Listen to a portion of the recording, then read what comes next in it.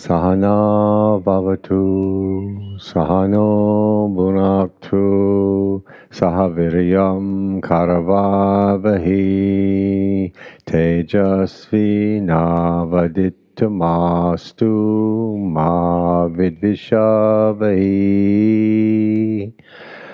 Om Shanti Shanti Shanti.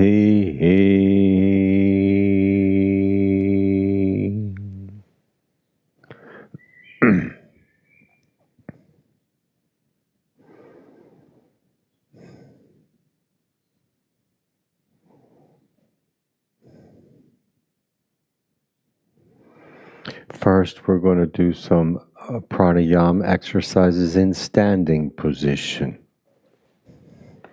So come into standing position.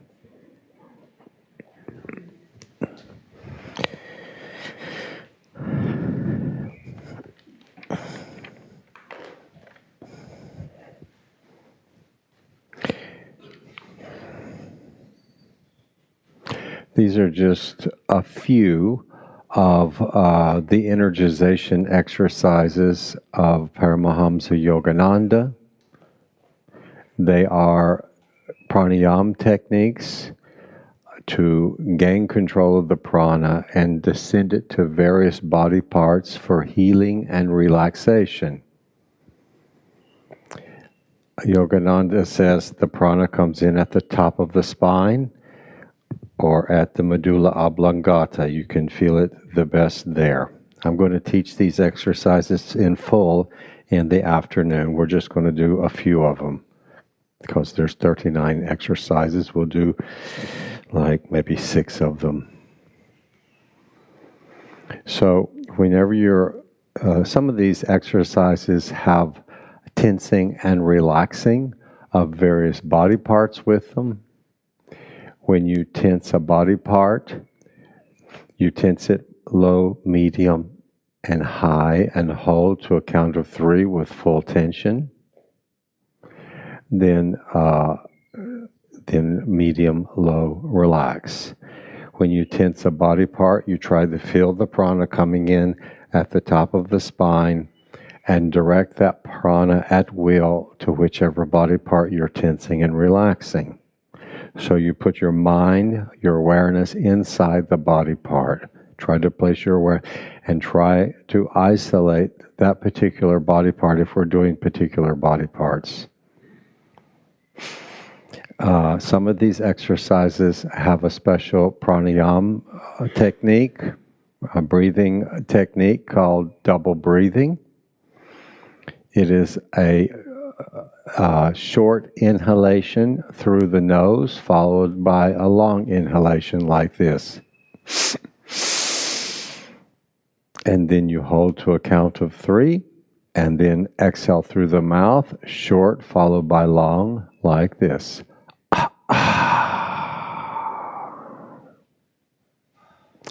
It's been proven, University of California, that this brings more oxygen in and expels more carbon dioxide.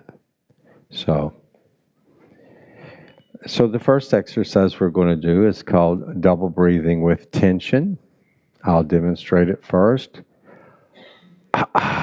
No, I'm sorry, I'm doing the wrong one. This position is relaxed, bending the knees, then tensing and inhaling, double breathing. Tensing the entire body. Hold to a count of 3. Exhale, relaxing. Bending the knees. Inhaling.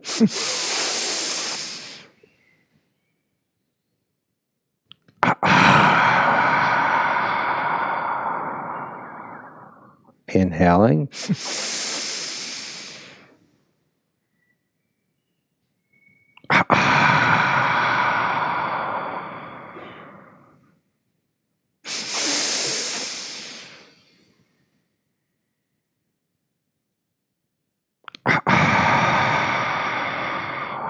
We'll do it once more.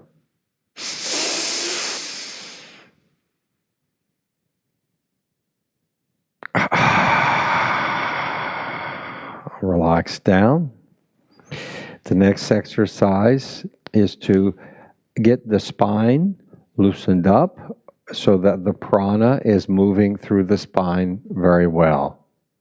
So take your hands, your thumb, and your knuckle to press each vertebrae one at a time, starting at the bottom, bending forward, and then pressing and going up on the toes. And then go to the next vertebrae.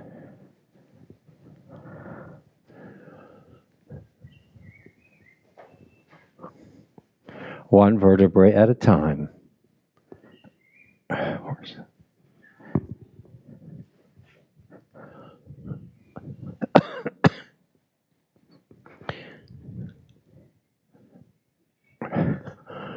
And do it 2 or 3 times.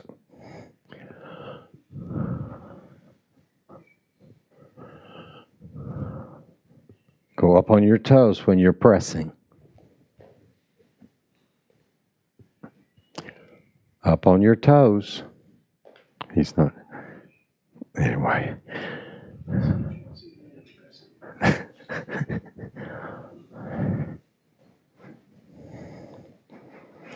Okay. I don't understand how this thing works.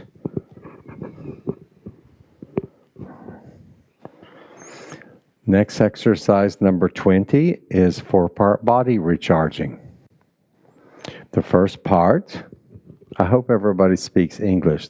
They said we don't need a translator. It's either English or Hindi, your choice.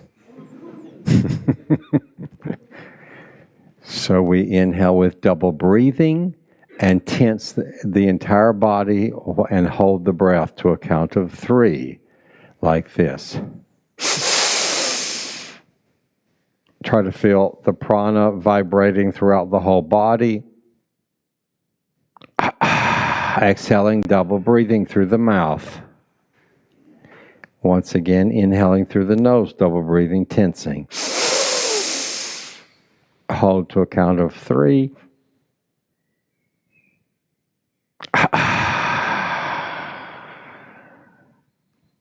Once more.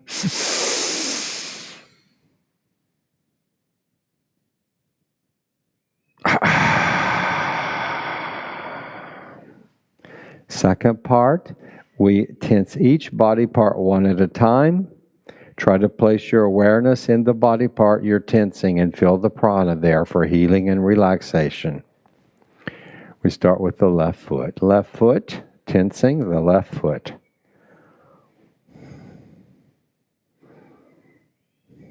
Right foot. Left lower leg. Right lower leg. Left upper leg. Right upper leg.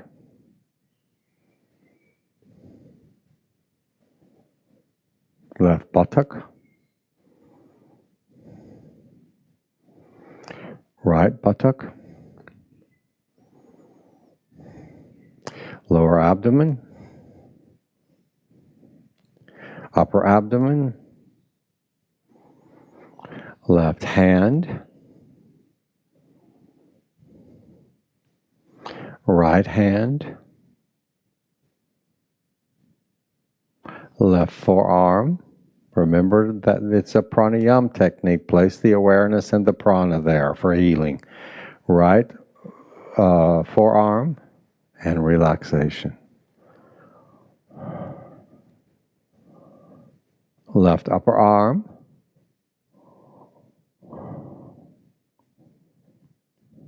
Right upper arm.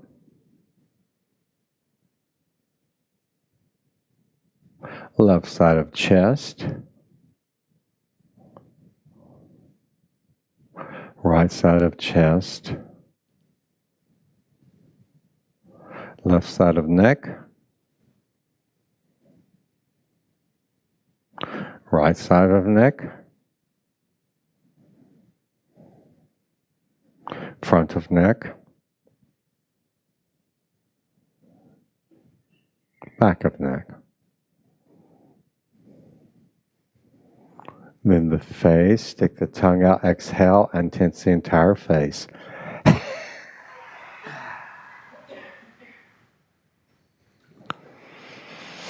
Inhale, and again, exhale.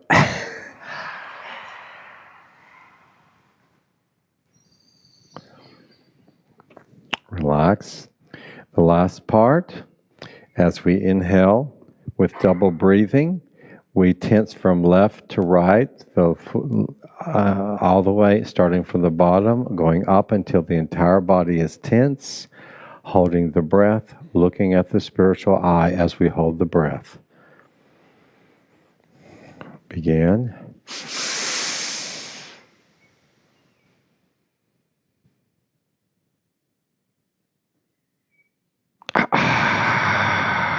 Relaxing right to left down. Tensing left to right up. Once more.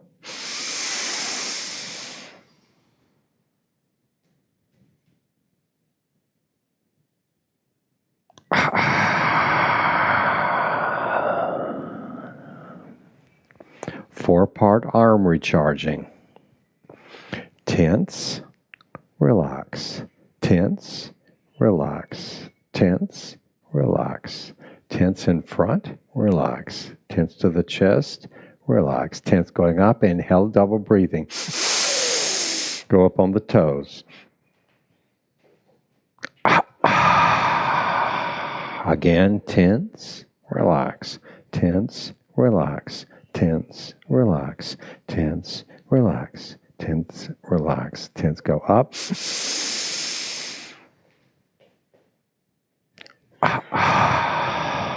Once more, tense to the chest, relax. Tense to the sides, relax. Tense back to the chest, relax. Tense in front, relax. Tense to the chest, relax. Tense going up.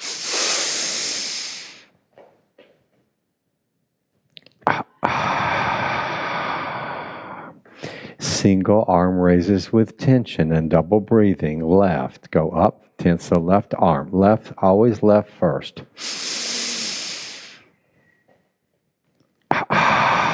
Relax down, tense the right.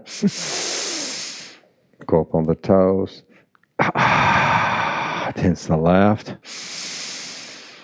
Up on your toes. Tense right. Tense left.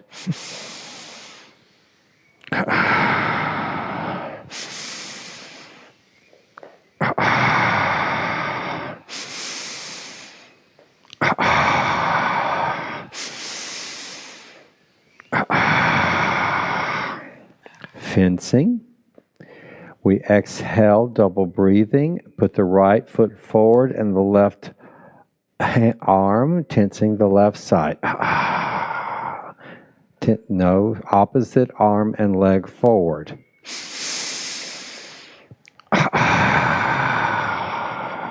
Tensing the right side. Opposite arm and leg forward.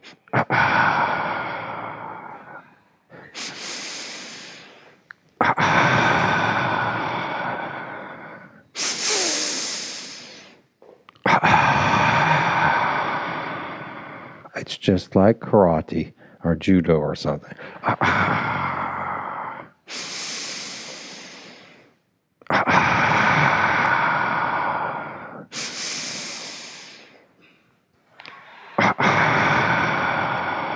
Once more, each side.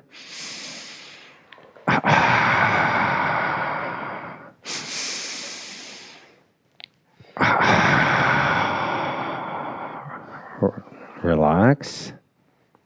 Arm raises with tension. Relax back, exhaling. Inhale up, tensing.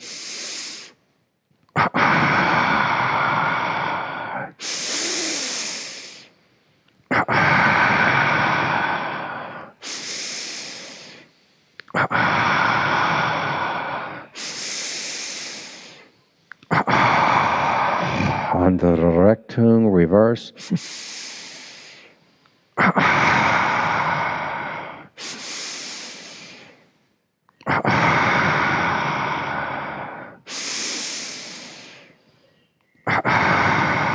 Agnisara, stomach exercise.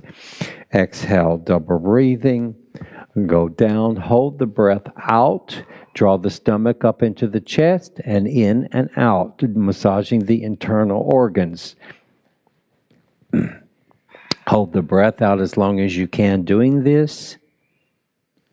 When you can't hold the breath anymore out, then inhale up, double breathing. And again.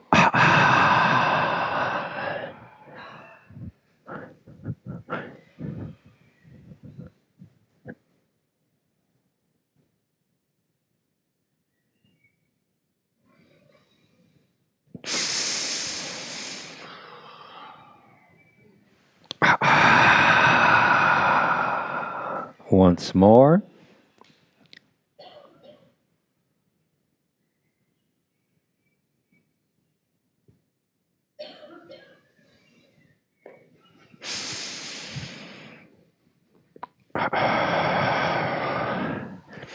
Last exercise. Double breathing with relaxation. There's no tension in this. Hands in front of you. Inhale, drawing the hands to the chest. Hold the breath. Double breathing inhalation. Hold to 3. Exhaling, hands in front of you. Double breathing.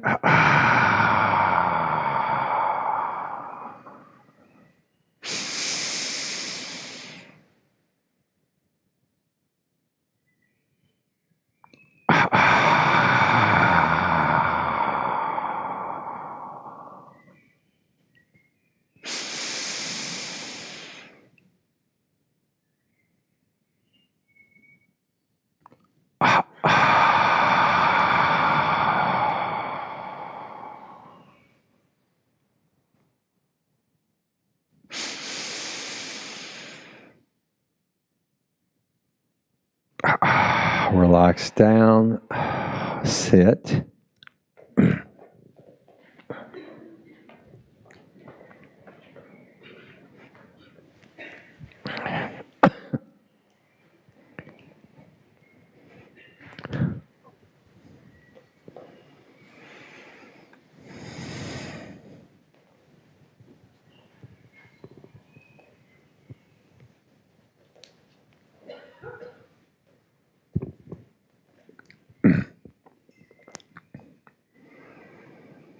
Now just begin abdominal breathing, deep, relaxed breathing, a few rounds of abdominal breathing.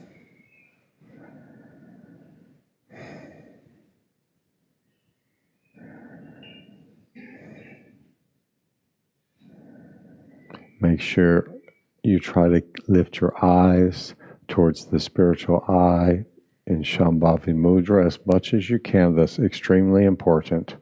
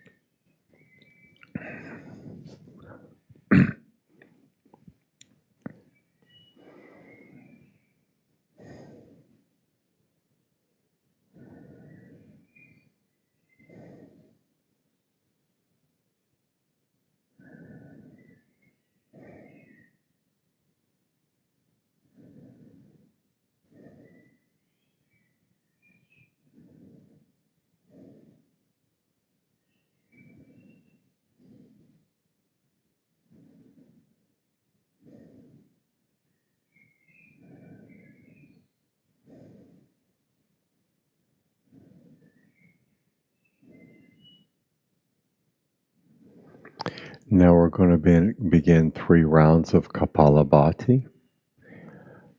I think most people know that Kapalabhati is active exhalation through the nose and passive inhalation in rapid series.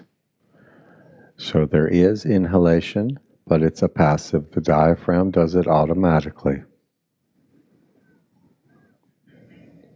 You should not run out of breath if you're doing it properly, but it may take practice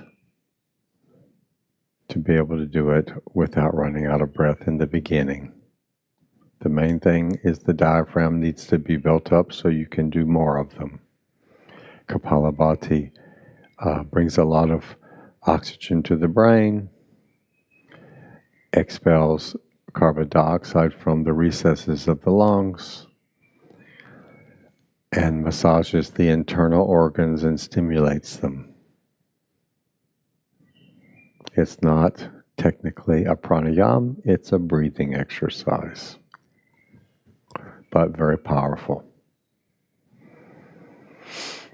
So I'm not going to count them for you. We're going to do 3 rounds. You can do whatever number you want, whether you want to do 40, 60, 80, 100. I don't recommend in this class doing more than 120.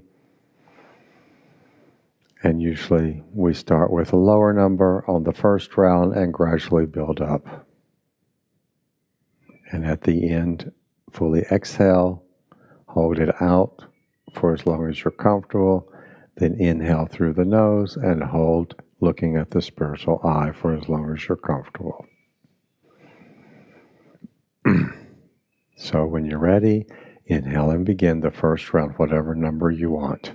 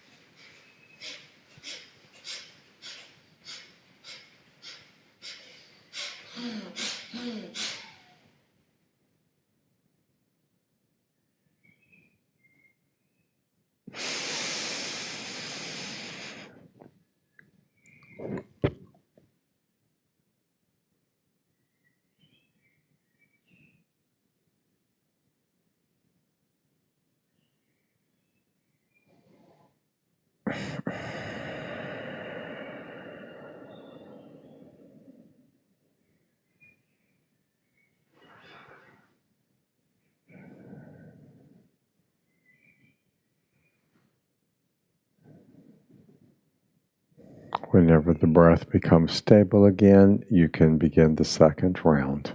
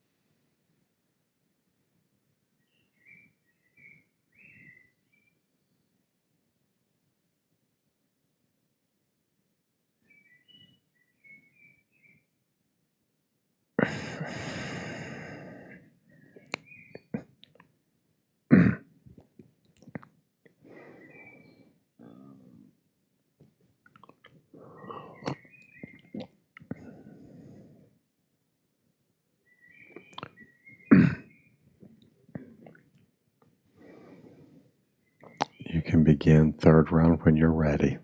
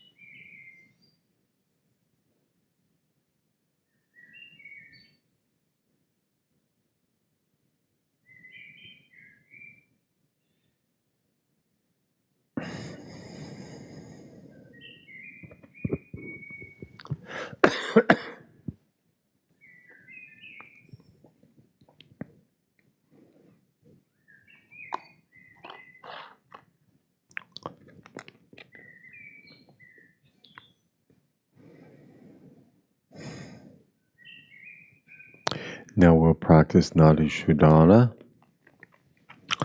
We're going to start with a simple Nadi Shodhana first of just equal amounts, inhaling, holding, exhaling equally, according to how you feel comfortable. So we close the right nostril, inhale through the left, hold,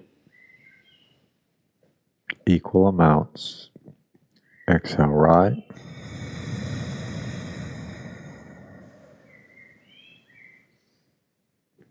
inhale right,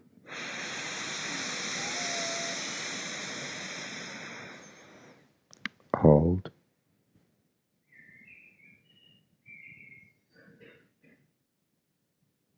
exhale left,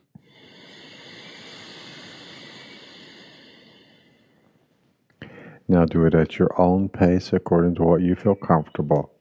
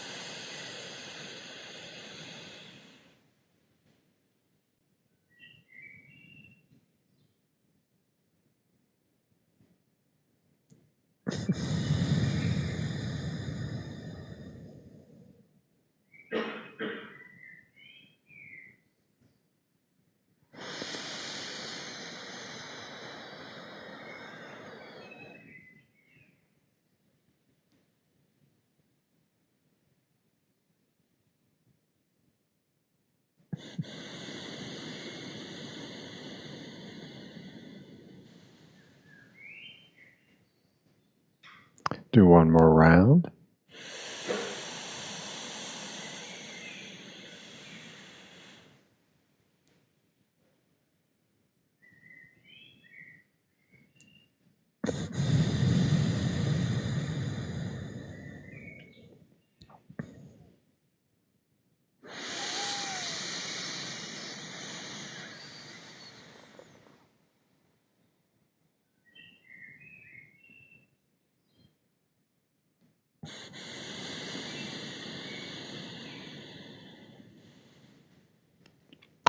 Now we do 4, 16, 8. Inhaling 4, holding to 16, exhaling 8 to a count of 8.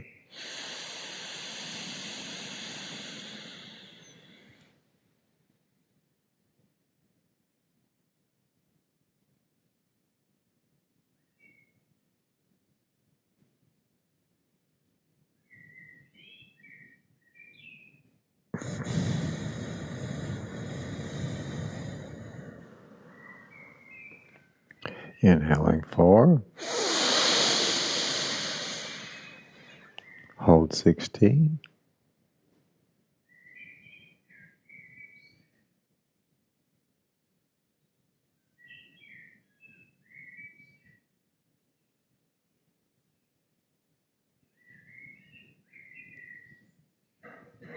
exhale 8,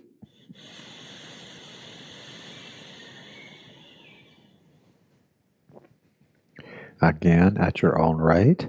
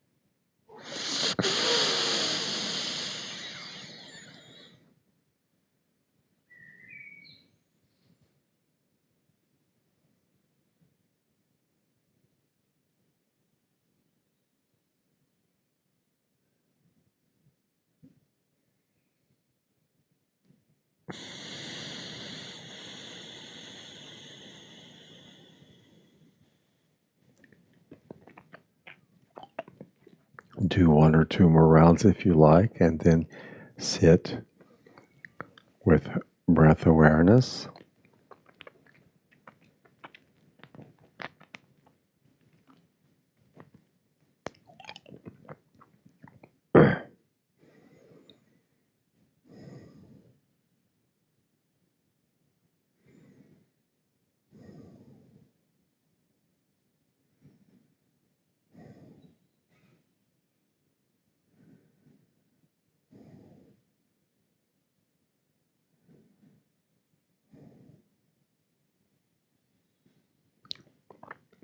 Always try to keep your vision lifted gently upward toward the spiritual eye. Shambhavi Mudra is extremely important. Look there to try to see the spiritual light in the center of the forehead between the eyebrows.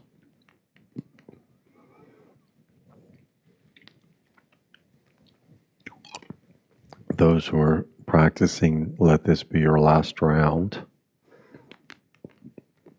of Nadasudana.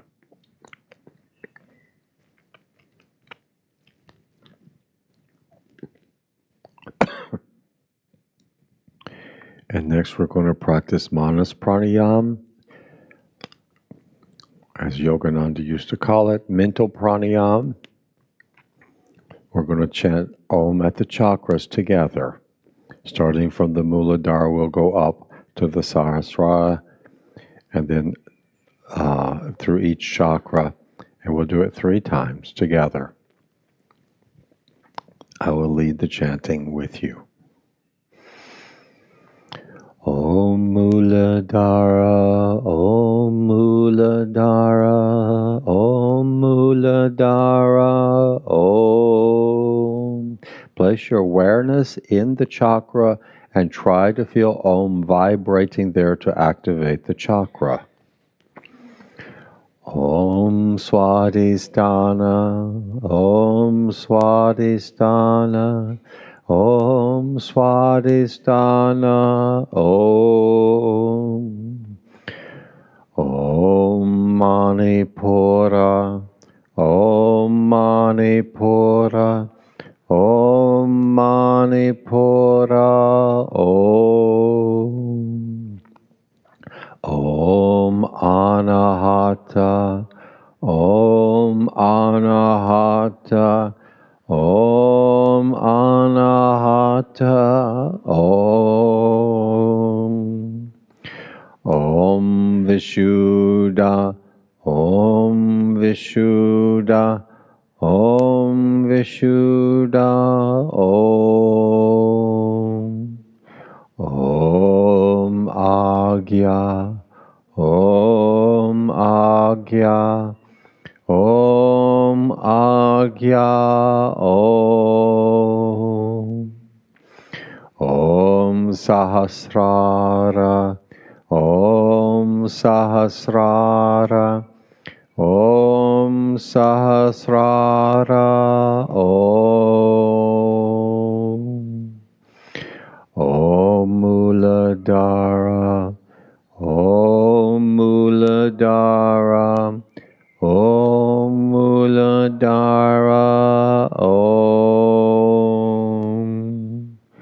Om Swadhisthana, Om Swadhisthana, Om Swadhisthana, Om. Om Manipura, Om Manipura, Om Manipura, Om. Om Anahata, Om Anahata, Om Anahata, Om. Om Vishuddha, Om Vishuddha, Om Vishuddha, Om. Om Agya, Om Agya, Om Agya, Om. Om Sahasrara, Om Sahasrara, Om Sahasrara, Om. Om Muladhara, Om Muladhara, Om Muladhara, Om. Om Swadhisthana, Om Swadhisthana, Om Swadhisthana, Om.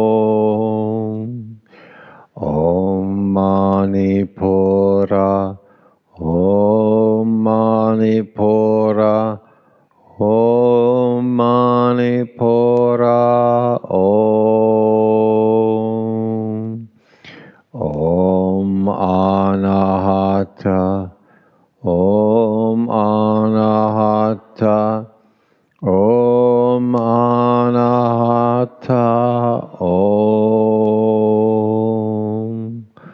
Om Vishuddha, Om Vishuddha, Om Vishuddha, Om.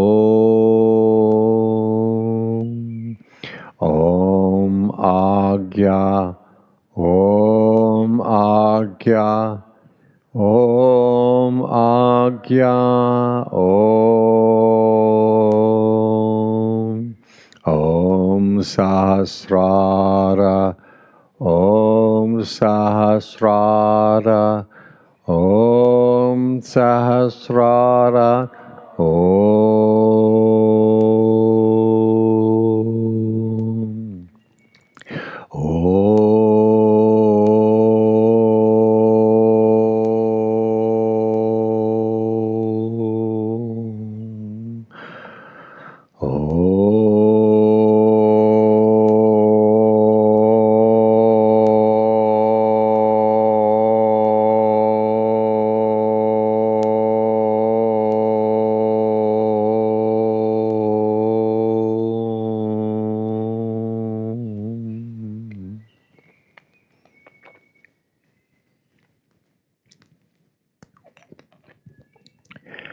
Now we're going to practice breath meditation with Shambhavi Mudra.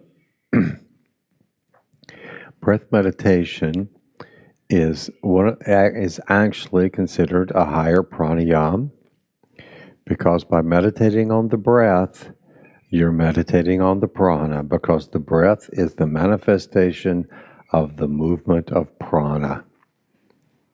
And when you meditate on the breath begins to slow down because the prana begins to slow down and stabilize.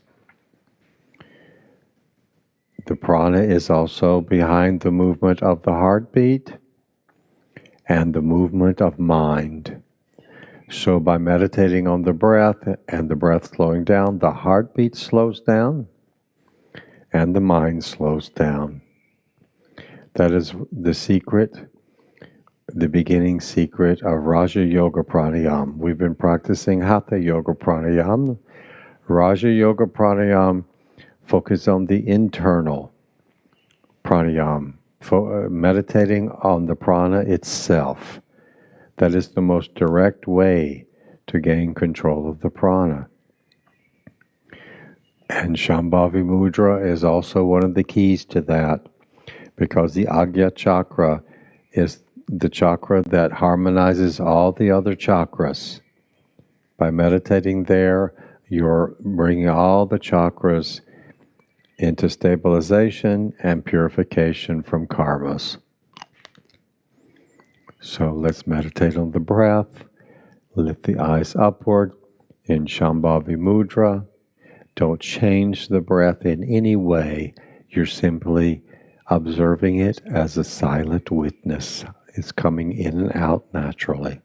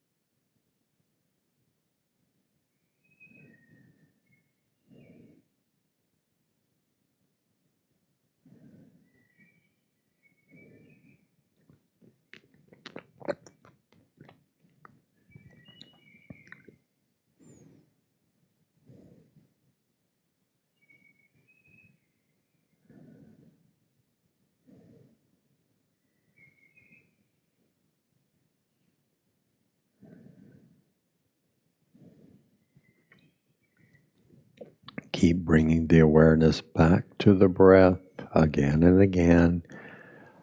When we practice meditation, we don't fight the mind in any way.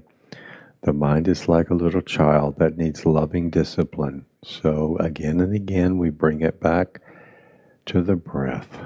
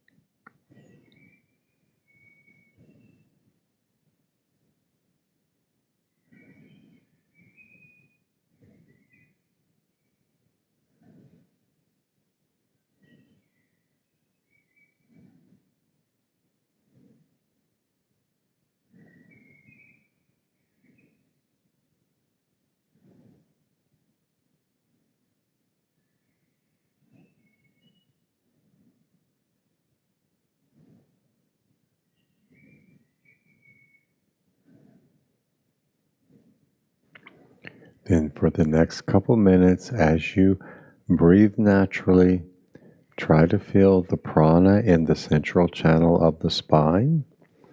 As you breathe in, try to feel the prana coming up the spine, tingling sensation like particles of light coming up the spine on inhalation. And on exhalation, going back down the central channel of the spine, particles of light. You can learn to feel the prana in the spine and wherever else in the body, because it is your subtle body and it is real and it is there to be felt and to be meditated on. On inhalation, feel the prana coming up the spine. On exhalation, feel it going down.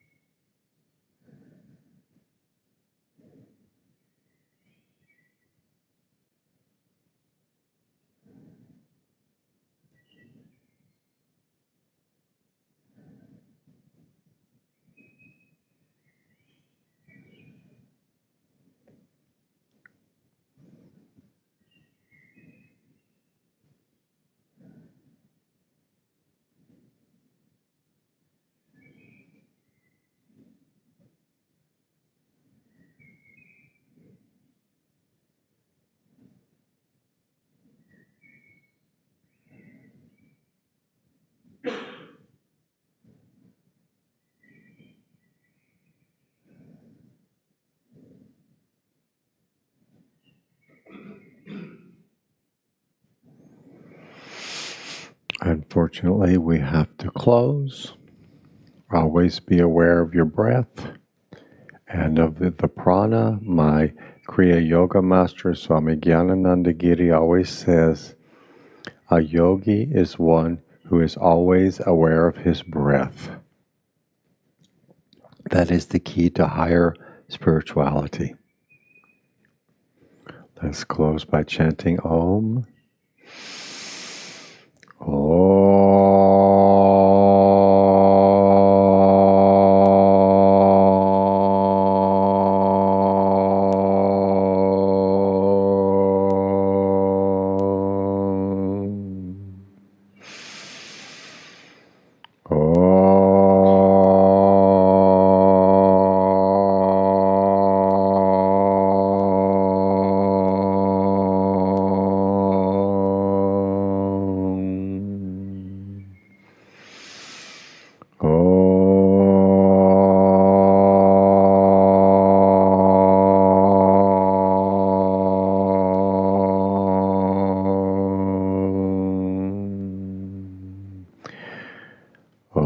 Shanti, Shanti, Shanti. Om. Freedom, freedom, freedom. Thank you for coming. Practice daily, and you will realize in this very lifetime. Oh.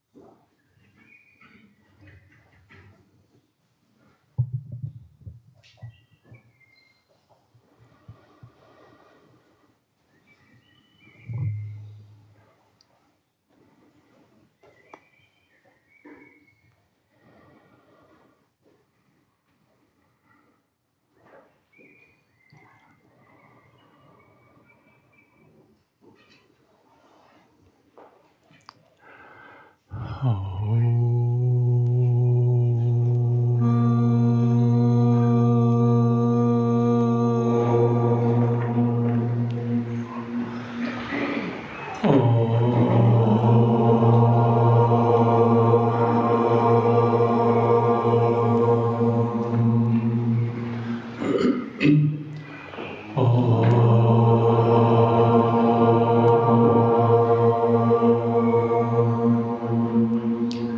chant a few times the peace mantra Om Namo Narayana.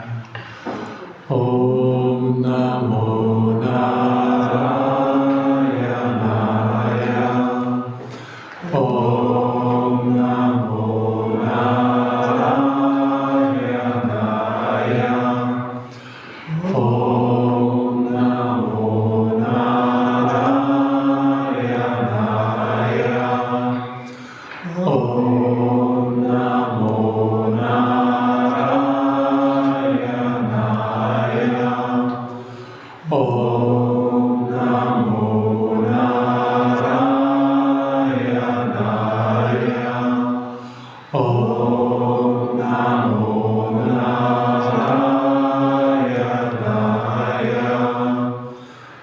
Om Namo Narayana.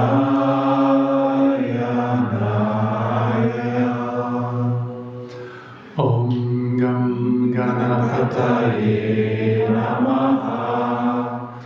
Om Shravanabhavaya Namaha. Om Aim Saraswate Namaha. Om Gum Gurubhyo Namaha.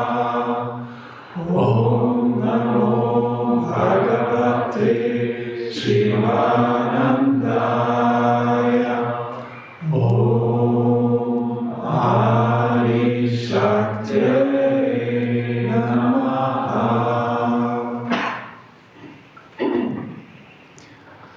We start now with a silent meditation. You can close your eyes, relax your body, relax your face, your neck and throat, shoulders. You can take a few deep breaths.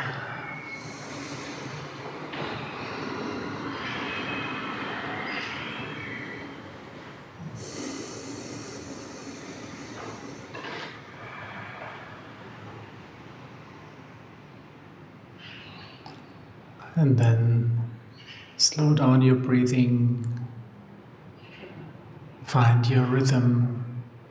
Inhale 4 to 5 seconds, exhale 4 to 5 seconds.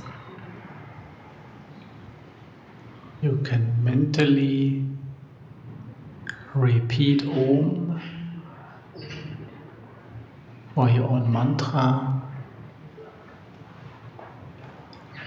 At the same time, focus on the concentration point, the point between the eyebrows or in the middle of the chest, Ajna chakra, Anahata chakra.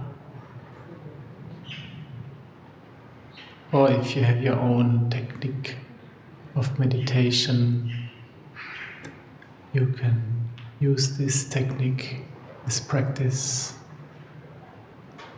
And with the mantra, the breath, the chakra, we go into the silence.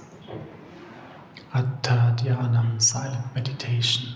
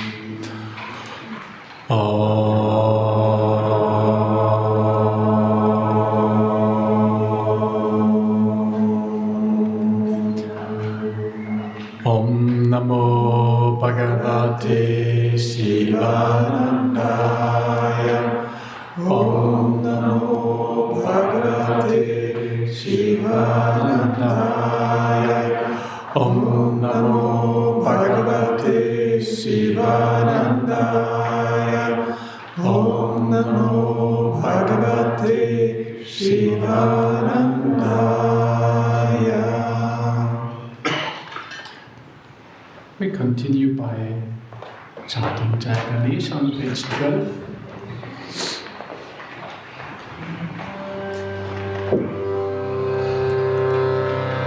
Jaya Ganesha, Jaya Ganesha, Jaya Ganesha, Parimam.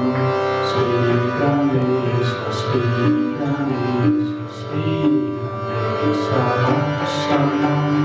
Jaya Ganesha, Jaya Ganesha, Jaya Ganesha, Parimam. Sri Ganesha, Sri Ganesha, Sri Ganesha, Rakshama. Shravanapava, Shravanapava, Shravanapava, Parimam.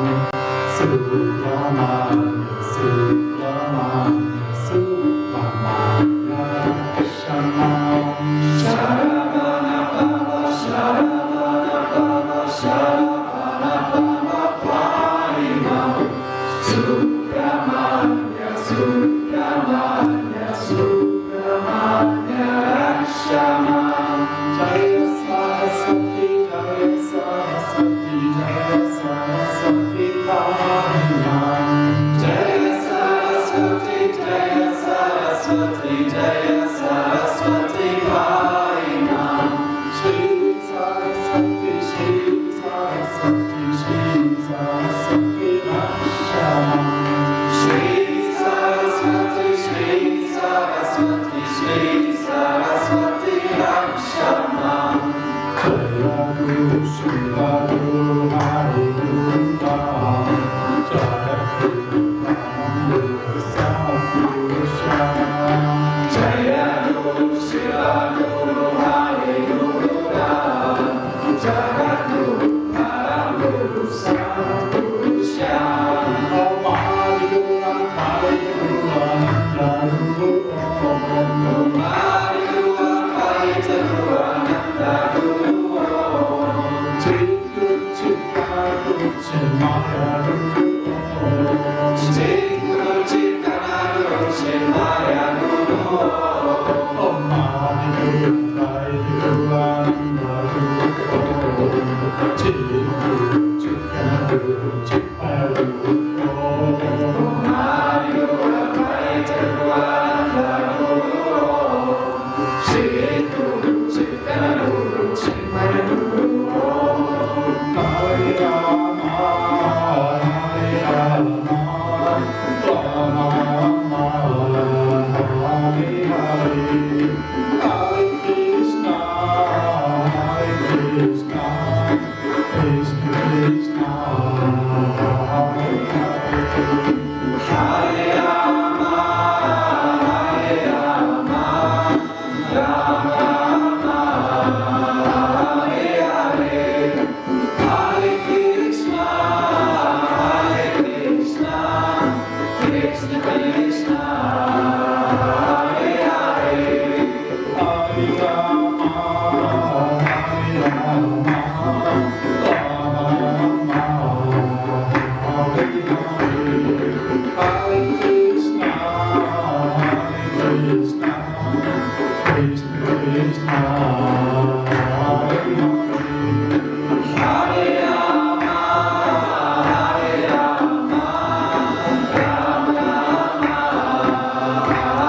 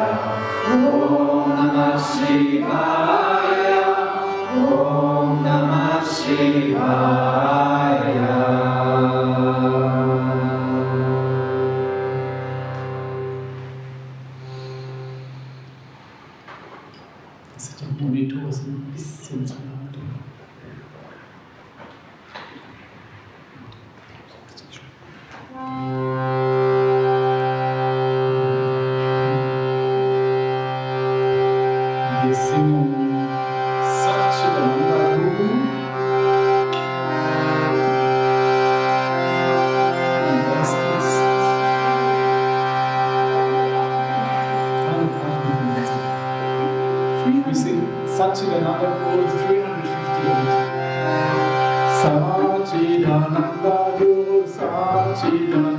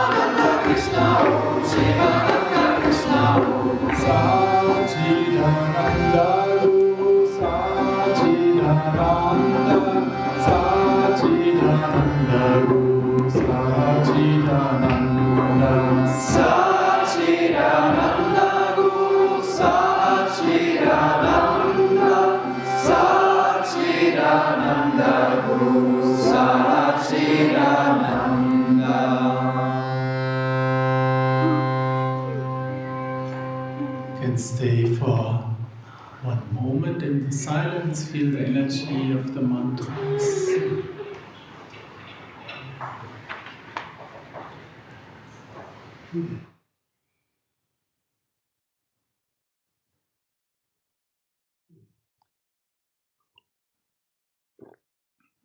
Om Namah Shivaya.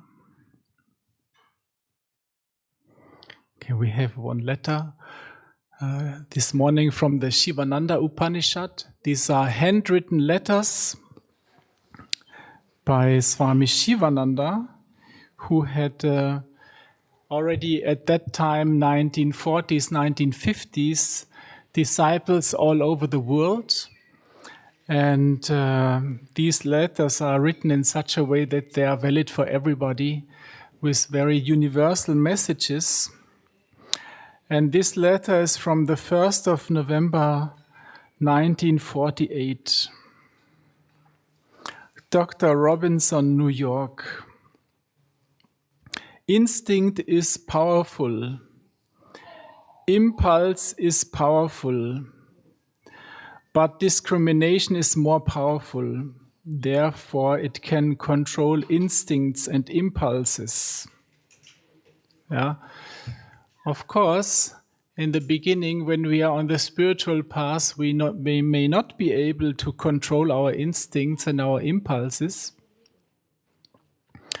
But then we make these experiences, and sometimes maybe you hurt somebody or you do something which afterwards you feel, okay, this was not right, this didn't feel good, this didn't give me harmony, this created some disbalance in the community. And then slowly you make a resolution to say, okay, I want to control this, I want to get over this. And this may take actually the whole life to practice this. Or sometimes can take 1 or 2 years until you get more control, and then you're actually more peaceful. And that is, in a way, this is Raja Yoga. And the yogis, they always say, Hatha Yoga leads to Raja Yoga. So if you do a lot of asanas, pranayama, relaxation, then you get also more control, hopefully, over those negative impulses. Of course, there's also positive impulses. These we don't need to control. So anger is powerful, but love is more powerful.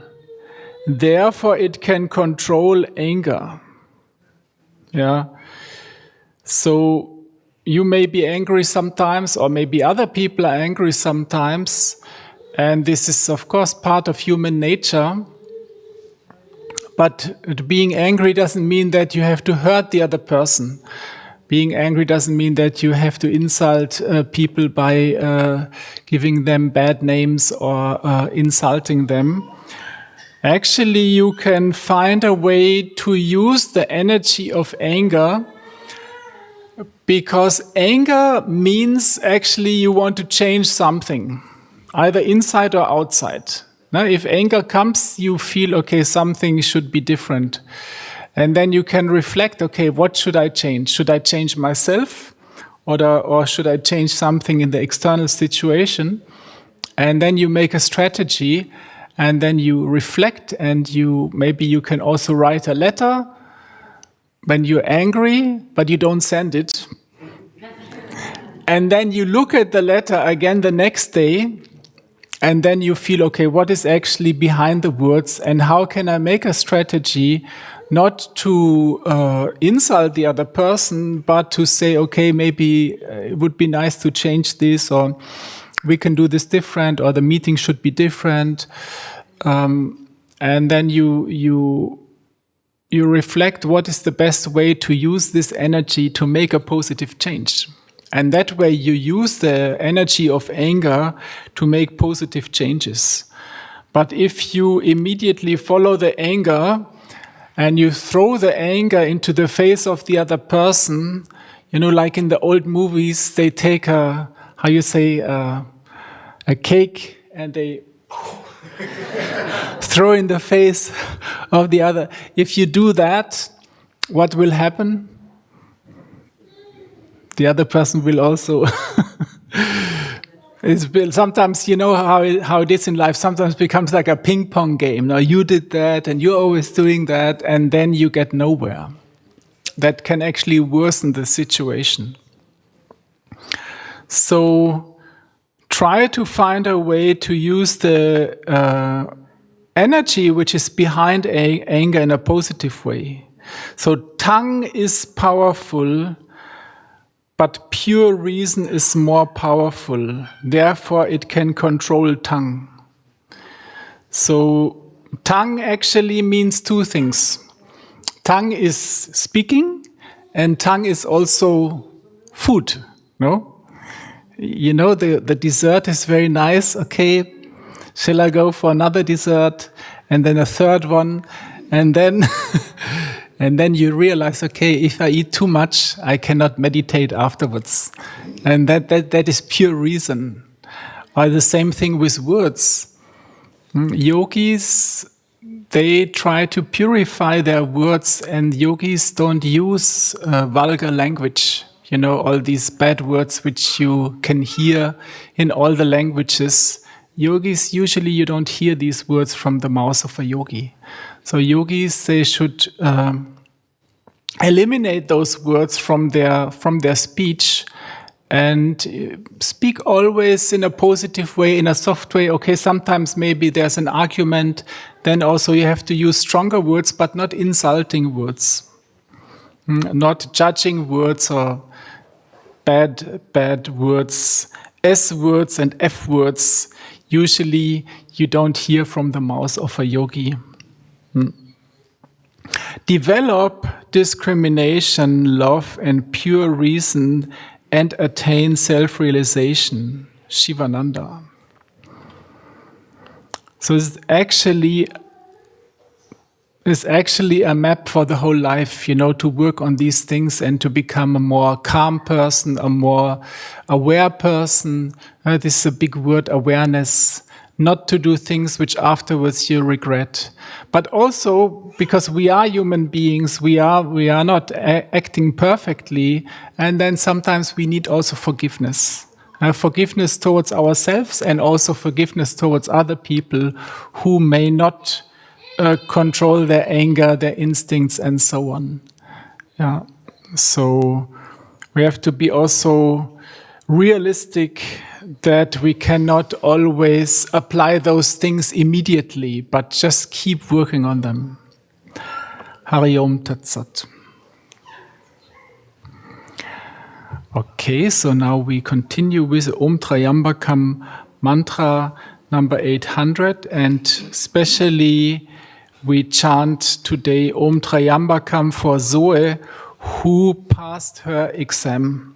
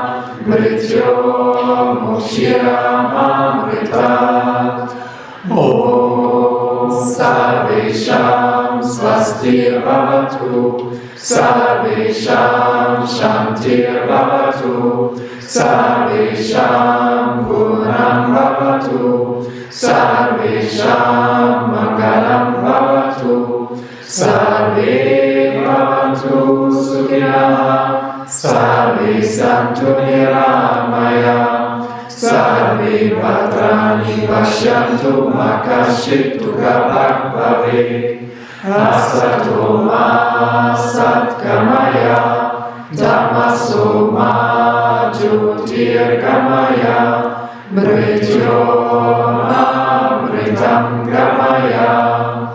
Om Purnamada Purnamidam Purnamudachyate Purnasya Purnamadaya Purnamevavashishyate. Om Shanti Shanti Shanti. Om Peace, peace, peace. The universal prayer in English is on page 129, number 808, on the right side. O adorable Lord of mercy and love, salutations and prostrations unto Thee. Thou art omnipresent, omnipotent, and omniscient. Thou art Satchidananda. Thou art existence, knowledge, and bliss absolute. Thou art the indweller of all beings. Grant us an understanding heart, equal vision, balanced mind, faith, devotion, and wisdom. Grant us inner spiritual strength to resist temptations and to control the mind. Free us from egoism, lust, anger, greed, hatred, and jealousy. Fill our hearts with divine virtues. Let us behold Thee in all these names and forms. Let us serve Thee in all these names and forms. Let us ever remember Thee. Let us ever sing Thy glories. Let Thy name be ever on our lips. Let us abide in Thee forever and ever. Om Bolo Satguru Shivananda Maharaj Ki Jai. Sarva Santana Ki Jai. We stand up for Arati.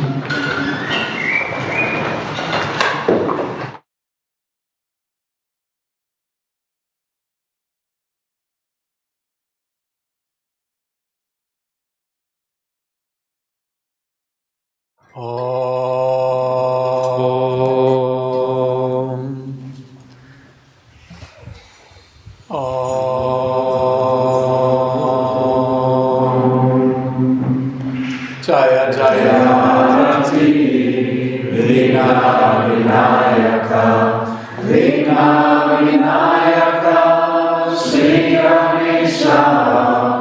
Jaya Jaya Rati Subramanya Subramanya Kartikeya.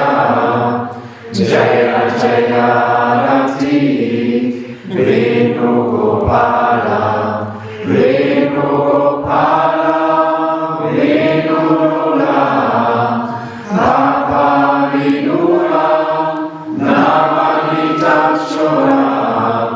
Jaya Jaya Rati Venkataramana Venkataramana Sankataharana Sitaharama Radeshama. Jaya Jaya Rati Gauri Manohara Gauri Manohara Bhavani Shankara Sambhasara Shiva Uma Maheshwara. Jaya Jaya Rati Raja Rajeshwari Raja Rajeshwari Tripura Sundari Mahalakshmi Mahasaraswati Mahakali Mahashakti. Jaya Jaya Rati Anjaneya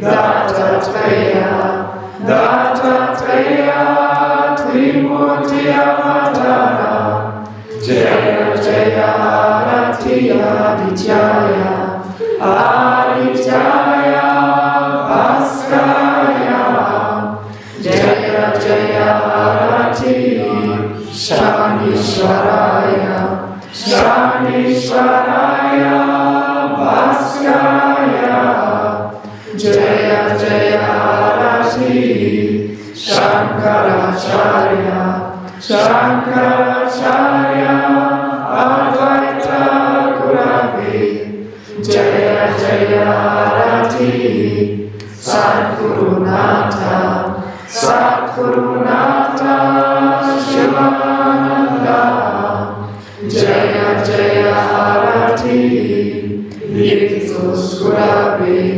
Moses Gurave, Buddha Gurave, Jaya Jaya Arati, Mohammed Gurave, Lao Tse Gurave, Samasta Gurubhyo Namaha, Jaya Jaya Arati, Venu Gopala.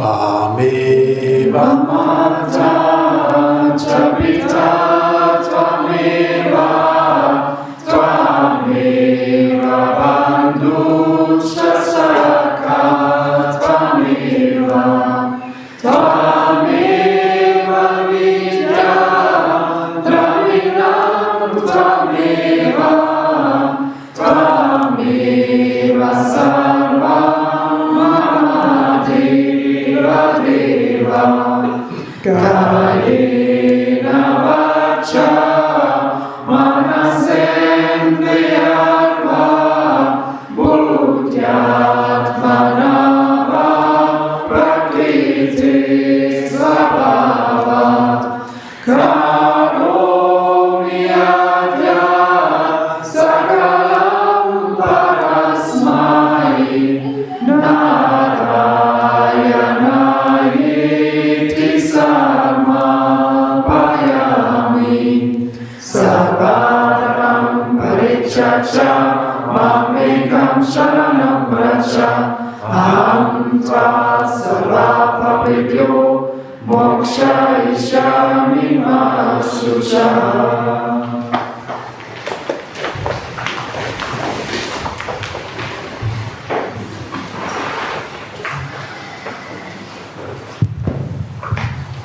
So there's a change of program. There's two programs which are actually cancelled. This is the lectures now at 8:15 in the Shivananda Hall in the Saraswati Hall. Instead, there is a Bhagavad Gita lecture now at 8:15 with Gopi Prasad. Okay, thank you everybody for coming. Please take some prasad before you leave, and you can also, few people can also distribute the prasad. Om Namah Shivaya.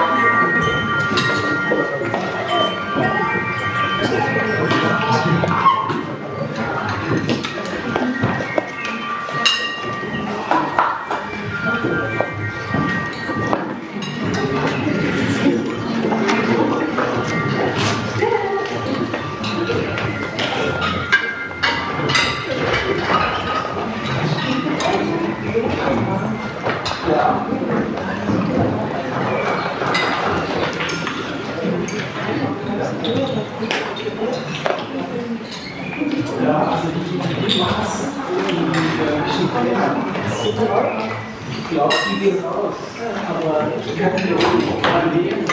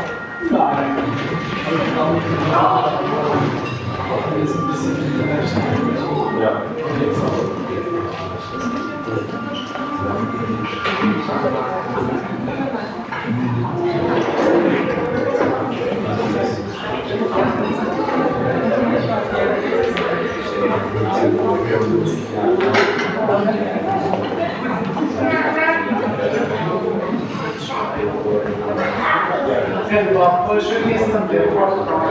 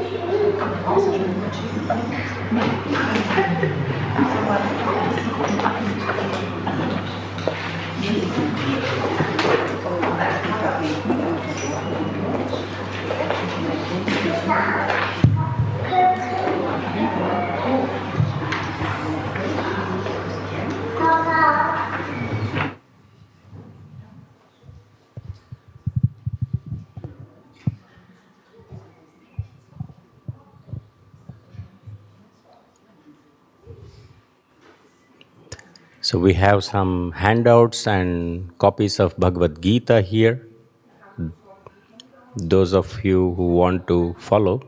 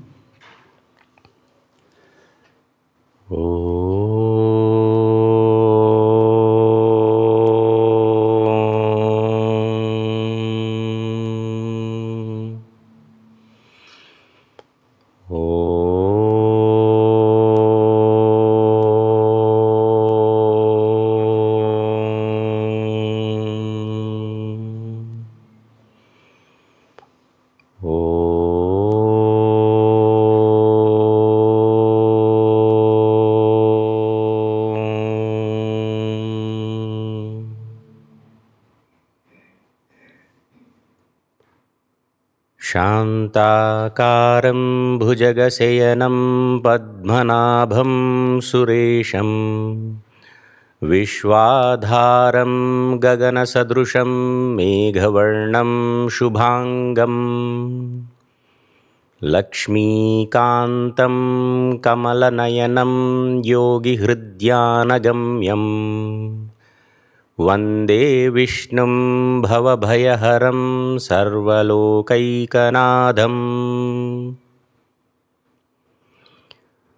ॐ सहनाववतु सहनौ भुनक्तु सह वीर्यङ्करवावहै तेजस्विनावधीतमस्तु मा विद्विषावहै ॐ शान्ति शान्ति शान्तिः।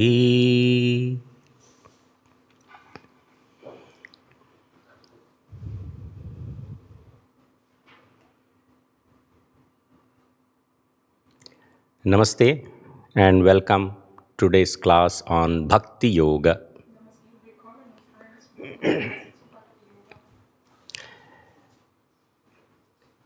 In Bhagavad Gita, we have 4 paths that are described for self-realization. Yoga in Bhagavad Gita is to realize the self, union with the self, and to achieve that there are 4 paths. Karma Yoga, path of action. Jnana Yoga, the path of wisdom. Dhyana Yoga, the path of meditation. And Bhakti Yoga, the path of devotion. Now, when we choose the path of devotion, the first question that comes up, whom to devote to? There seems to be so many gods and goddesses. To whom do I practice my bhakti? Who should be my deity? And so Bhagavan answers this question in Bhagavad Gita in shloka number 11 from chapter 4. And you have the handouts with you, you can refer to it.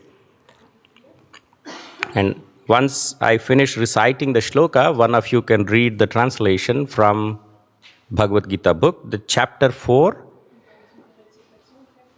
and shloka 11. And you have in the handouts in the Bhakti Yoga all.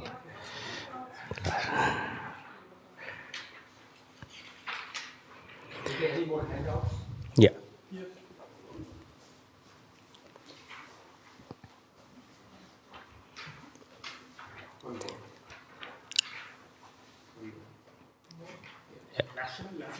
Last lesson 17. Lesson 17, Bhakti Yoga.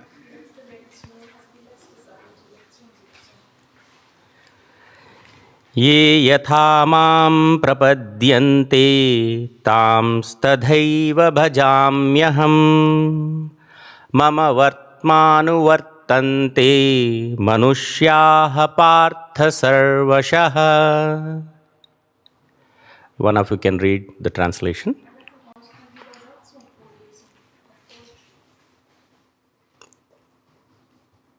Chapter 11, shloka 11.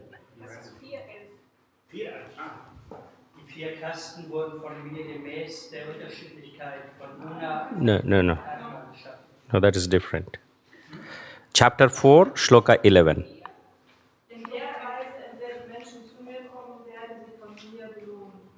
Auf jede Weise beschreiten die Menschen meinen Weg, O Arjuna. Yeah. So Bhagavan is saying, Ye yathamam prapadyante, in whatever the form that one worships any deity. At the end, all that devotion, all that bhakti, all that rituals that you perform are reaching me. So you can see in the graphic illustration here, so we have karma yoga represented by some tools, jnana yoga represented by Vedas, dhyana yoga and bhakti yoga, or in the path of bhakti, any deity that we choose, maybe Hanuman, maybe Saraswati, maybe. So all the bhakti, all the devotion that you submit to, that you offer to, is ultimately reaching Bhagwan. So in this case, there is a total freedom. Choose any deity or any forms that you find in the nature. Make it your Bhagwan, make it your deity, make it your, and offer complete devotion.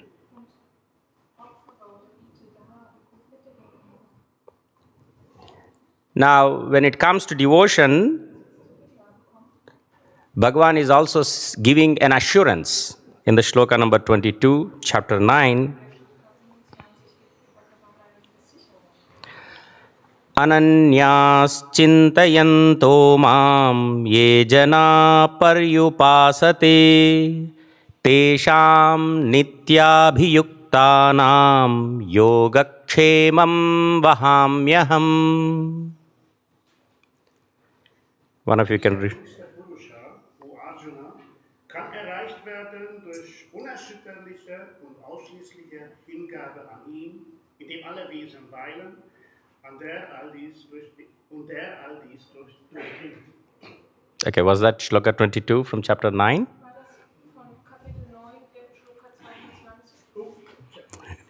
Den Menschen, die nur mich allein verehren, die an nichts anderes denken und immer die Einheit fühlen, gebe ich mit Sicherheit das, was sie noch nicht haben, und bewahre ihnen, was sie bereits besitzen. Yeah, you can continue reading the translations, yeah? Okay. Great. So, Ananyas Chintayan Toman. Ananya, no limit. No starting time, no ending time. So it is all the time thinking about the deity. Everything that you do, in the name of God you're doing, in the name of Bhagwan you're doing. You wake up in the morning, you're thanking the Bhagwan for the new day. You're having your food, you're thanking the Bhagwan for providing you that food. Whatever you do. So that is how Ananyas Chintayanto Mam. One is completely devoted to the deity that he has chosen. And when somebody does so, Bhagwan says, Yogakshemam vahamyaham. I take care of their well-being. I protect what they have. I provide what they don't have. And I take care of them. What about if I'm realizing, no, I'm doing a bad thing? Yeah, you ask for forgiveness and try not repeating the same thing again. Dedicate this action to God as well. Yeah, your conscience doesn't allow you to do so. Yeah, so when you think that you're doing something which is going to displease the Bhagwan, and quite obviously we won't offer it to the Bhagwan. We rather hide it away, just like children hide from the parents, They watch, you give the mobile phone to work on Anton, and they start watching the YouTube videos. They don't do it in front of you, isn't it?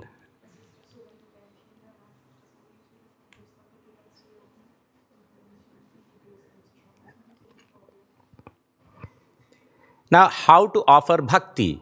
Is there a particular procedure? Is there something that we have to offer as a ritual?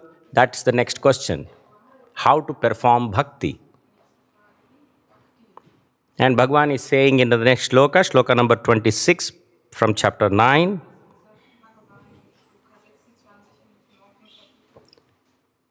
patram pushpam phalantoyam yo me bhaktya prayakshati tadaham bhaktyupahritam asnami prayatatmanah. Wer mir mit Hingabe, mit reinem Geist ein Blatt, eine Blume, eine Frucht oder ein wenig Wasser darbringt, dessen Opfer nehme ich an. That's so simple.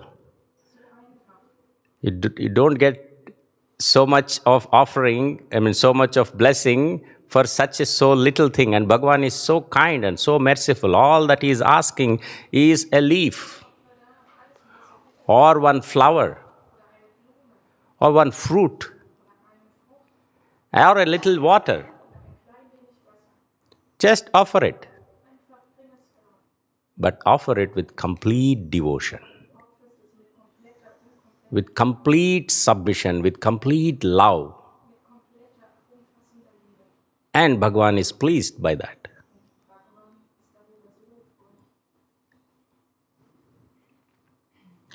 And what Bhagavan is suggesting then, once you are doing such a simple kind of offering and offering your complete devotion, he continues in shloka number 34, chapter 9.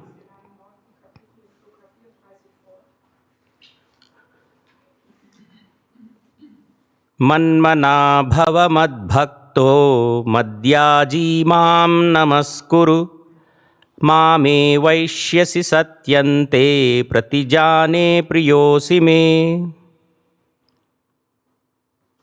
Hefte deinen Geist auf mich, sei mir ergeben, opfere mir, verneige dich vor mir, wenn du so gänzlich mit mir verbunden bist und ich dein höchstes Ziel bin, bis du zu mir komme. So Bhagavan is saying, always think of me. Constant memory of the divine. Now, how is that possible? And that's why we have created some rituals, japa. You are always doing a japa or chanting a name, and so you are trying to keep your manas always focused on the divine. Why is it important that you always think of Bhagavan? Why you always want to keep your manas busy with the Bhagavan? As we discussed in the earlier sessions, manas is like a naughty child, You leave it unattended, it goes its ways here and there, does all the mischief. And if you allow this manas idle, it starts focusing on all the material objects and unwanted things,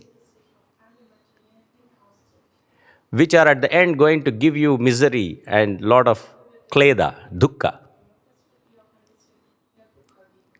And so to stay away from all those possible dangers, the best way is to keep this manas, keep this mind always occupied in a particular thing that is so pleasing, so kind, so nice. And that is Bhagavan. So, manmana bhava, mad bhakto, become my devotee, worship me, madhyaji mam namaskuru, offer whatever you get to me. What happens if you start keeping things for yourself? You develop a bond towards them. And we call that moha. And you don't want to get rid of that. You don't want to lose it. You started loving it so much that you don't want to lose it. And this moha leads to some level of stress and distress. And hence Bhagavan is saying, Madhyaji, whatever you get, offer it to me. Hey Bhagavan, this is yours. Not mine. So no more moha. Mam namaskuru, always surrender to me, be obedient to me. Mame vaishyasi yuktvaivam atmanam matparayanaha. Having dedicated your mind and body to me, you will certainly come to me, says the Bhagavan. So, the process of bhakti is very simple, is also very difficult. It is simple to enter and simple to deviate. It's quite easy to deviate from there. So it is difficult to stay. The next shloka number 9, Bhagavan saying, he gives some more tools for us to continue the path of devotion. Macchitta madgata prana bodhayantah parasparam katayantascha mam nityam tushyanti cha ramanti cha. Ihr Geist und ihr Leben sind völlig in mir aufgegangen. Sie erleuchten einander gegenseitig, sprechen immer von mir und sind zufrieden und froh. And Bhagavan is saying that you practice bhakti together with like-minded people. You practice bhakti with whole family involved into it.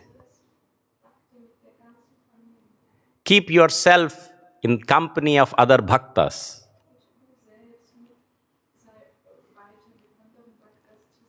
Discuss about the leelas of the Bhagavan. Read the scriptures. Always discuss the stories of the Bhagavan. Bhagavata, for example, Katha, all those things. So, by completely devoting ourselves into the deity, into the Bhagavan, we try to keep ourselves in the track of bhakti by constantly engaging ourselves in some or the other way connected with the Bhagavan.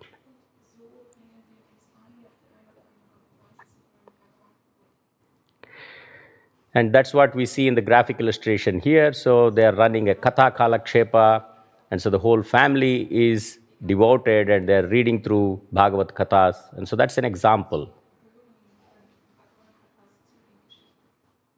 And also the satsangs that we do in the morning prayers is also an example.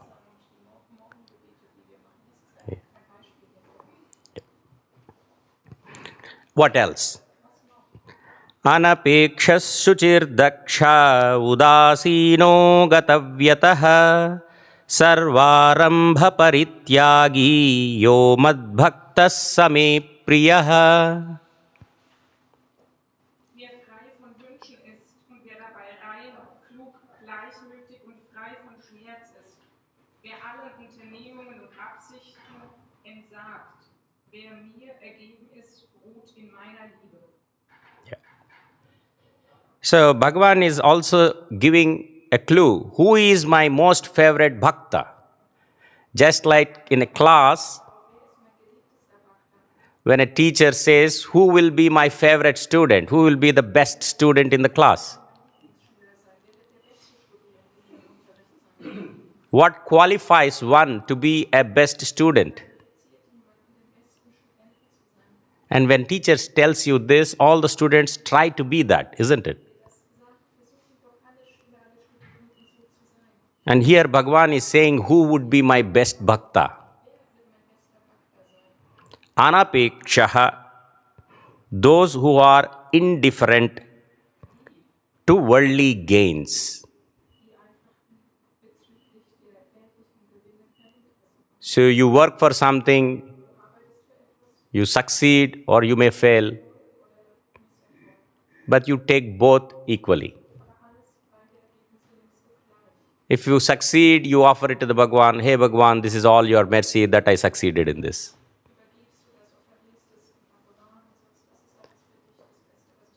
If there is a failure, then say to the Bhagavan, okay, maybe there was some error in my approach.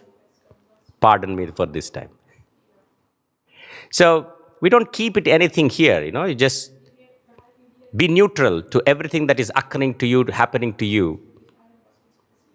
And shelter yourself in the mercy of Bhagavan.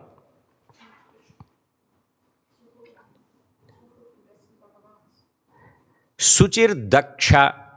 Bhagavan is also saying that you should be skillful in whatever you are doing.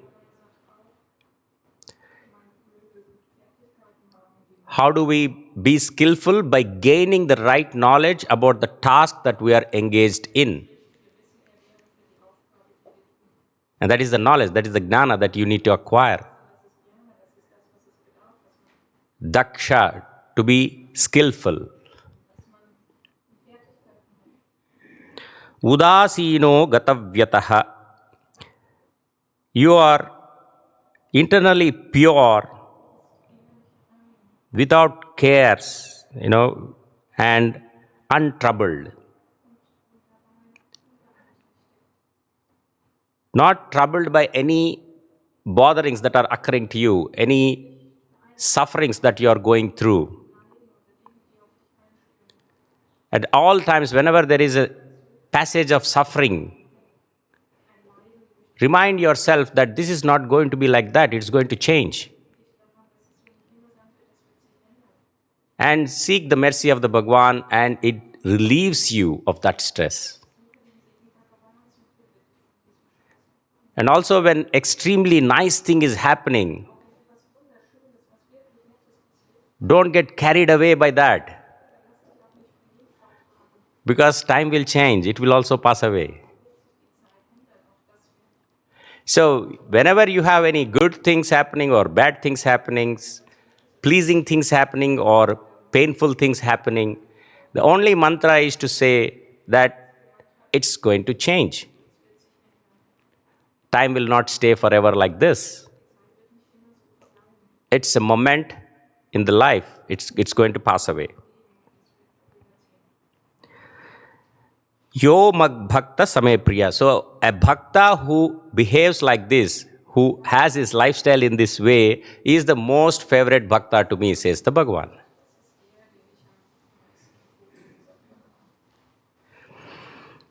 In the next shloka, Bhagavan is also saying, and that probably gives you more logic as how or why you can be so indifferent to things that are happening to you.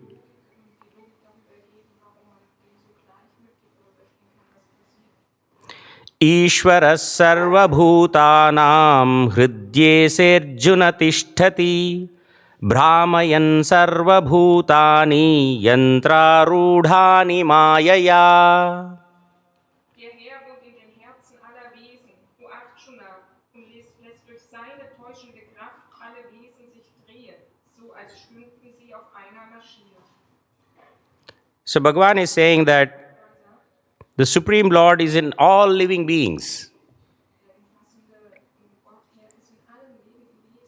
You think you are doing something, but that is happening because of the presence of Divine in you. Imagine all these beautiful, nice things around that are living around. The moment life is out of it, it's worth nothing. The very life force, the prana himself is the Bhagavan. And hence, people are at illusion sometimes that I am doing things, I am the reason behind it, nobody can do it better than me. That is Brahma, that is illusion. And so, we should be constantly remembering the fact that it is the divine mercy due to which things are happening around. And stay humble in your life. And then at the last, Bhagavan is saying, so that was the illustration that everybody's, illustration E was for the shloka that we just discussed.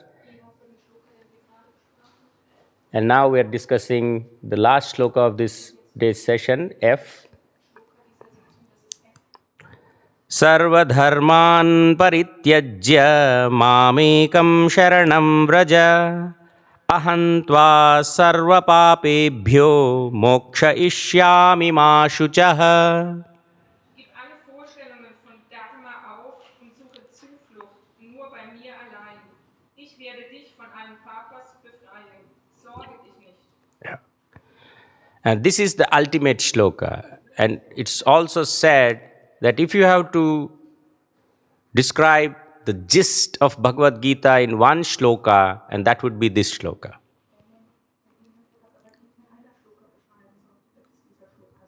If we understood the meaning of this shloka, then we understood the essence of Bhagavad Gita. So Bhagavan is saying, Sarva dharman parityajya.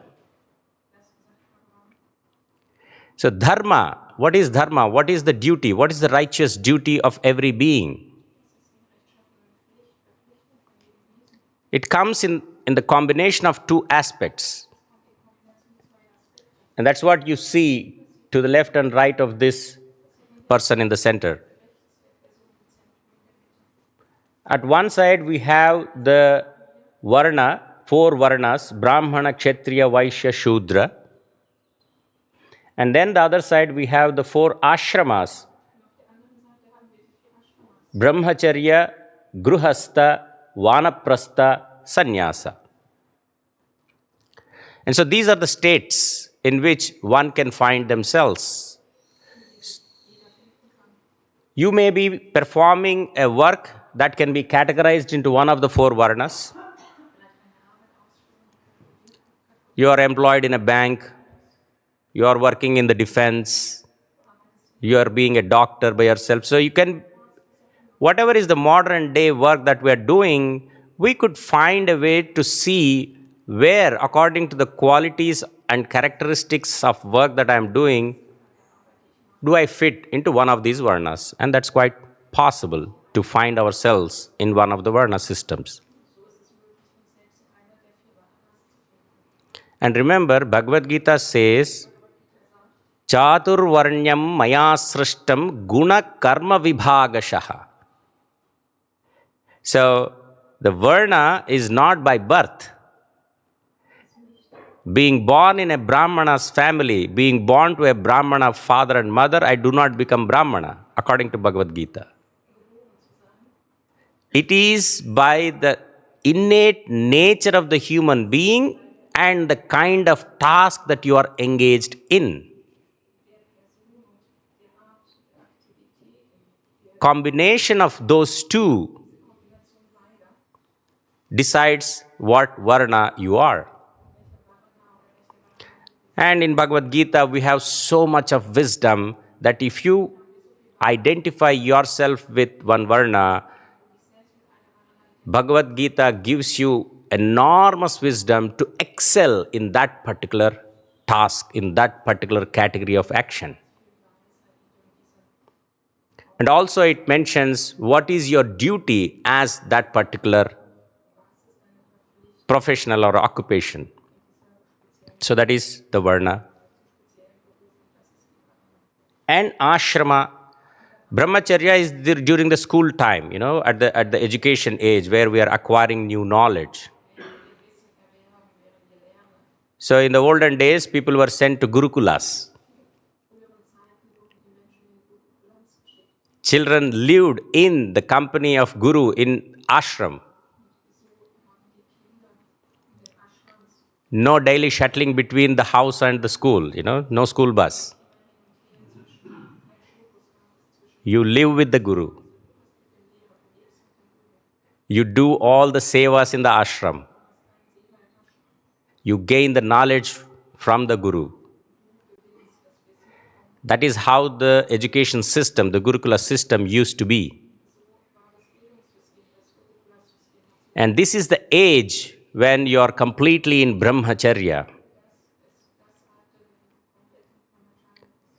No act or thought of sex. Complete focus on acquiring the knowledge. And then comes next stage in life, Gruhastha, we get married, raise children. And then goes to the next stage, Vanaprastha. We retire from all our active professions. and live a life with no professional responsibilities, and live a life of simple and humbleness. And those days, Vanaprastha, people also were going out. They were not living in the busy societies, in those busy streets of the city. Rather, they would find a hermitage or a hut somewhere in the woods, eat kandamulas, the leaves and vegetables and fruits that are available, and lead their life. That used to be like that, Vanaprastha. Sannyasa is not for all. But there is also an ashrama in one of the ashrama vyavastha where one renounces the entire things in life. He even renounces himself. So sannyasa dharma is where you are giving up your name, you are even doing pinda pradana for yourself, which means doing the last rites for yourself, and taking a new name and new life, which is totally dedicated for the service of divine and the service of humanity. So that is sannyasa ashrama. That is not for all. It's only few people like Adi Shankaracharya was, so focused to become sannyasi. He had these conversations with his mother that, allow me to become a sannyasi. And then he became a sannyasi. So they don't get into any worldly activities. They don't even cook food for themselves. If there is a bhiksha that is coming on that day, they eat. They don't save anything for tomorrow. What you get today, you finish it today. Don't carry any possessions. That is the life of sannyasi. Now, having explained the 4 varnas and 4 ashramas, a combination of that, you can find in which varna you are and which ashrama you are. A combination of the two defines your dharma. What you are supposed to do, what you ought to do and not to do. First, we have to lead a life of dharma. That is first fundamental important thing. And in the path of devotion at a stage, Bhagavan is saying, even give up all those dharmas of yours and completely surrender unto me. Be detached from the whole society you are living around with. And by doing so, you will reach me. Yeah. So now we are open for questions, remarks, comments, reactions.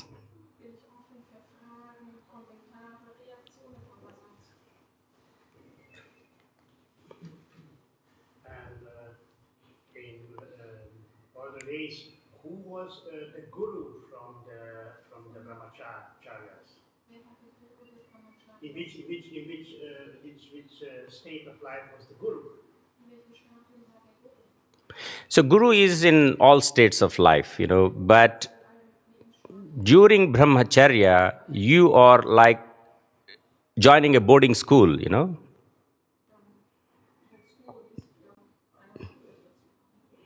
and you are living there. Your only purpose is to study and gain knowledge.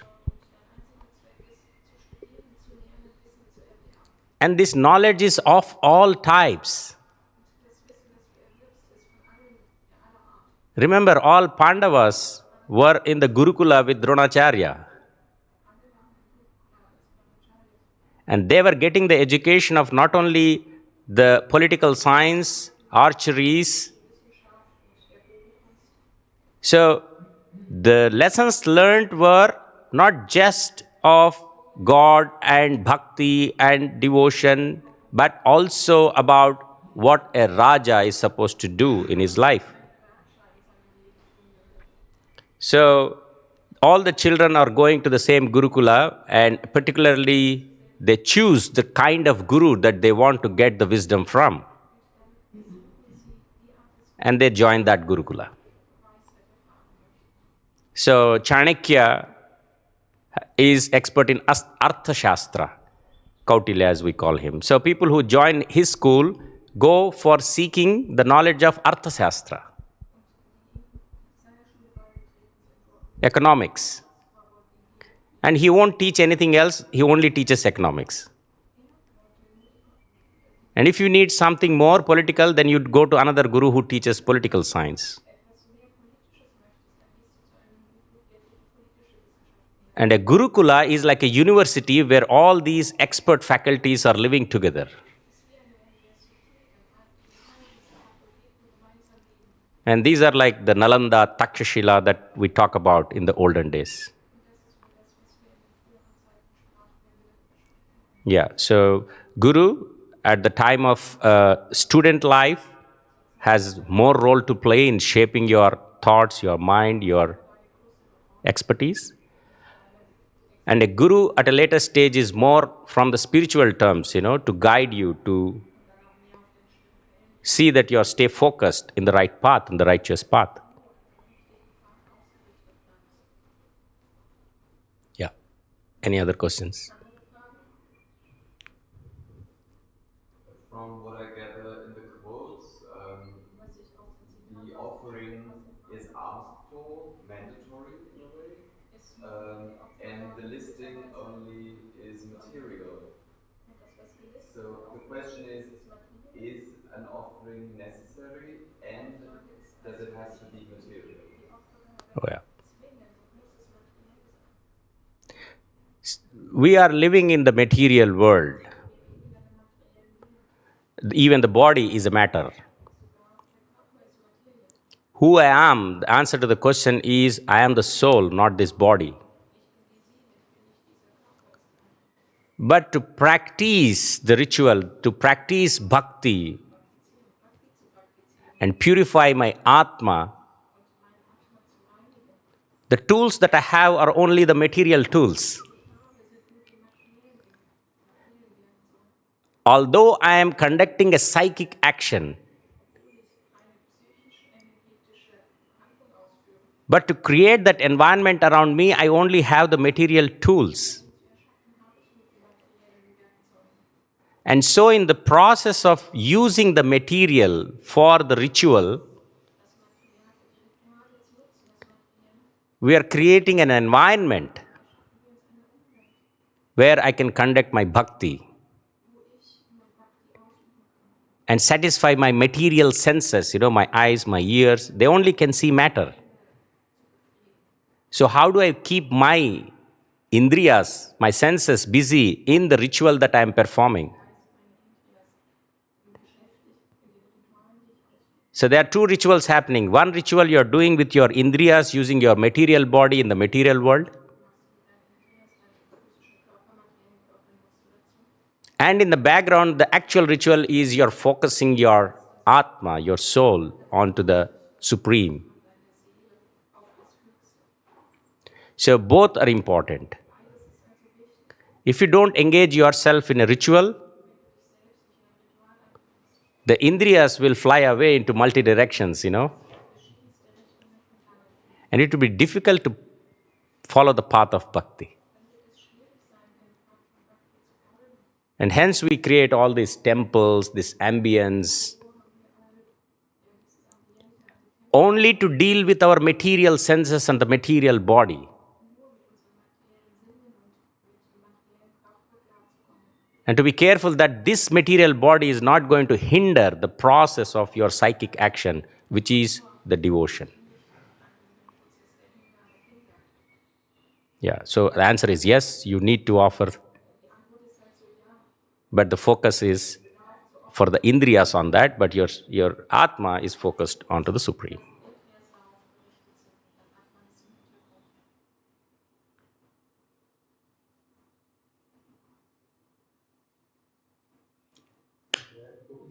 Very nice lecture. Thank you very much.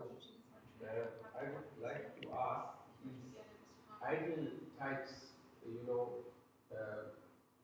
now we are entering the stage of Vanaprastha, and I was listening and feeling inspired about what you are watching and what Bhagavad Gita has to say on this. Does it apply to our modern times in the same way as when the Bhagavad Gita was created, or is it a universal message which has to be modified according to the times? Yeah, modification is necessary. Not for the message of Bhagavad Gita, but for the way of life that we are leading. The sense of insecurity when thinking of Vanaprastha is because of the thought that do I have enough to lead my life without any worries until it is coming to an end? It is retiring from the active responsibilities and just going into seclusion or silence and letting the life in the direction of self-realization. And so the major concern here is, do I have enough bank balance, savings? Do I have enough security and medical attention for me if I stop earning money? And we brought ourselves into this system, into this situation. But I believe that despite these material compulsions, we could, even from the economic point of view or the social point of view, figure out a way and provide for our minimal living life and security and standards, and try to get into those principles of Vanaprastha. So it's all about training your mind and making your calculations in a way that you could progress in the path as suggested by Bhagavad Gita.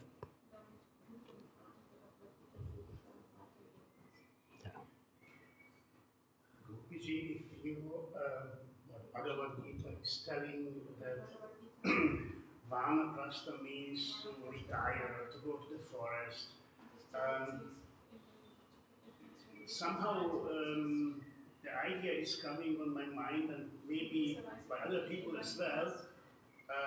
Okay, is it not in a way egoistic, because I'm going away and not sharing my wisdom, my life wisdom as an old man or old woman with the others.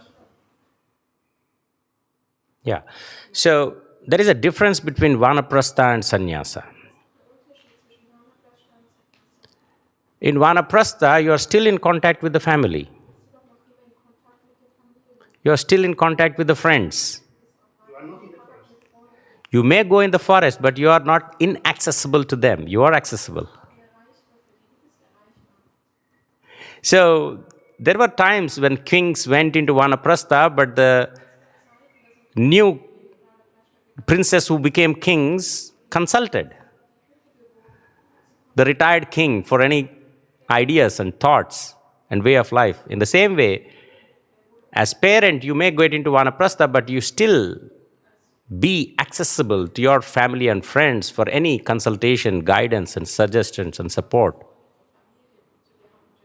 without involving into the main activity. If you involve, then you are breaking the dharma of Vanaprastha. Then you are getting into Grihastha. Yeah, there's a thin line of difference that separates both. So it's 9 and nice session. Let's close it here.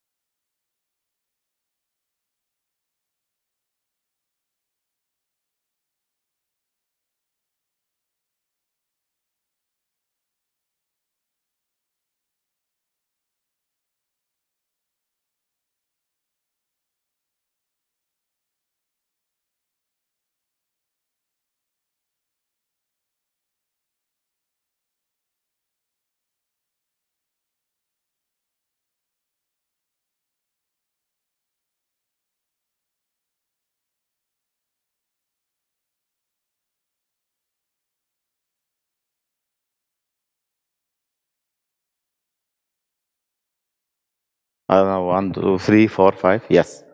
Yes. Om Maharishi.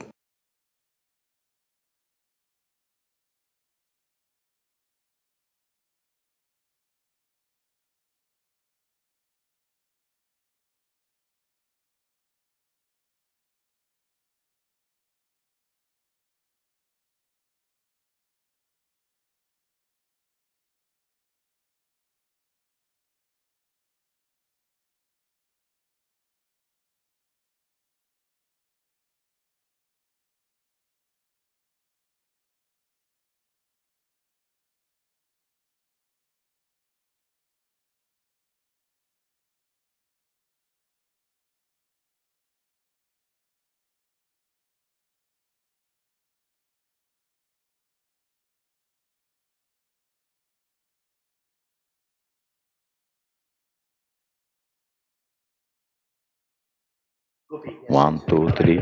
Okay.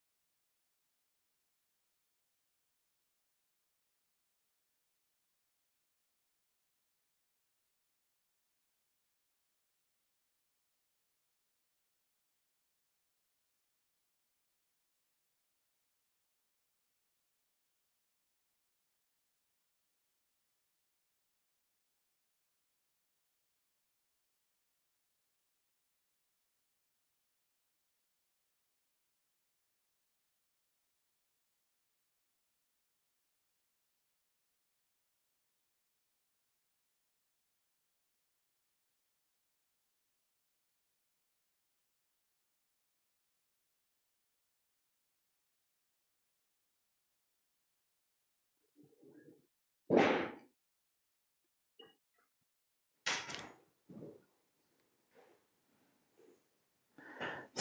good morning and welcome. Please sit in comfortable posture. Sukhasana, Siddhasana, Ardha Padmasana or Padmasana. With back straight. Hands resting on the knees and eyes closed, please.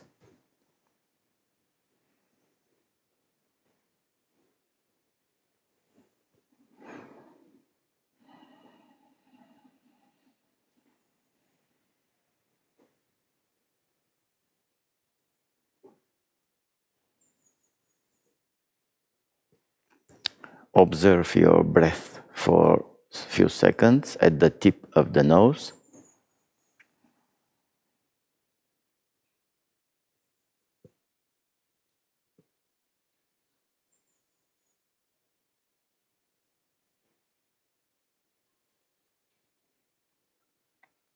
Then move your awareness at the middle of the forehead.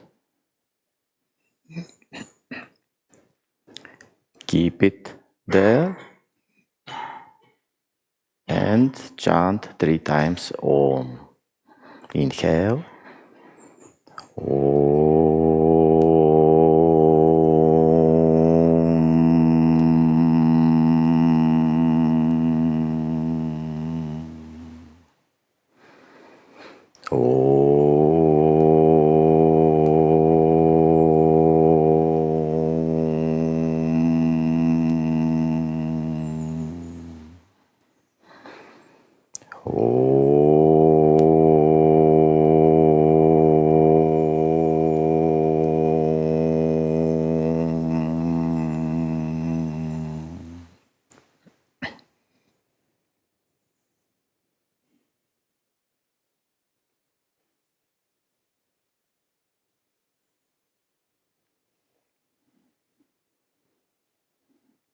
Please close your eyes.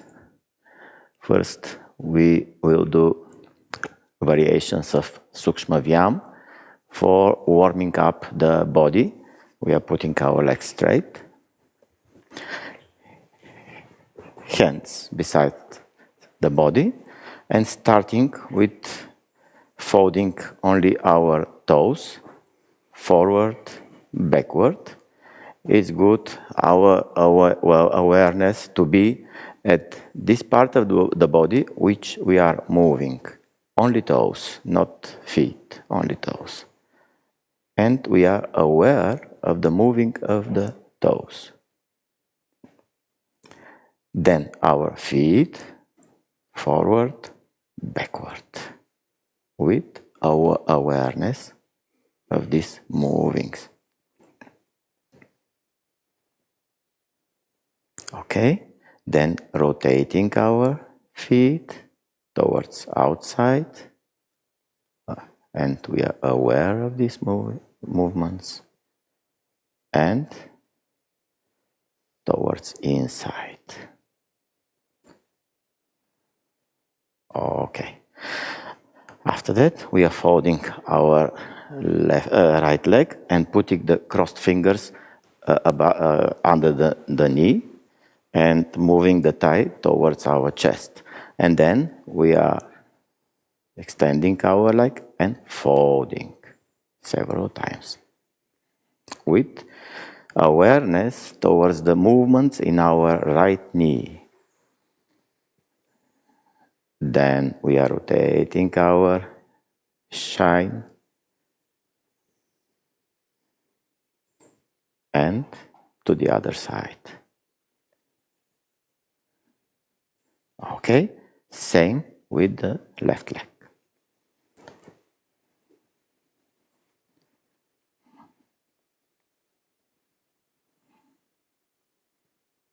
Rotations.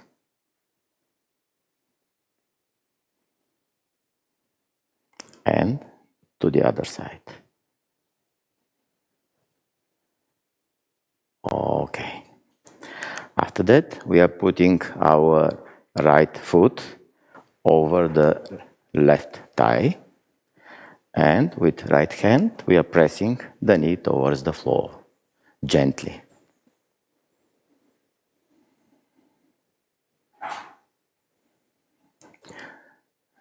And quickly. Okay.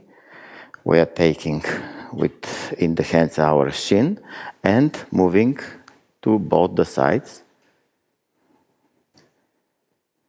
to warm up our hip joint.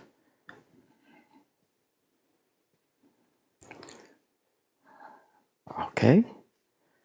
Then left foot in over the right thigh and pressing gently the left knee towards the floor.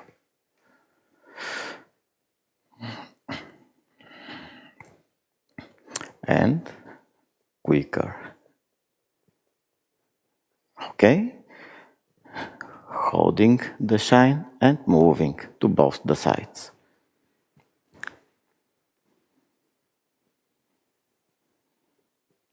Okay.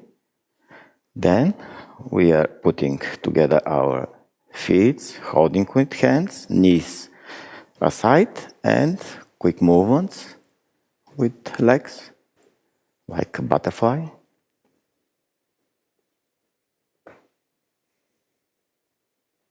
Enough. We are sitting in a cross-legged position and our hands in front, and we are folding and extending our fingers, thumb inside.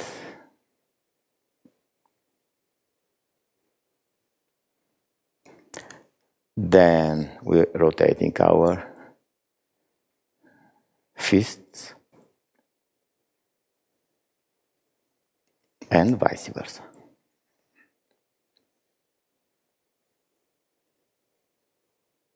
Okay, extending our fingers and we are moving upward and downward. After that, palms up, we are folding in the elbows and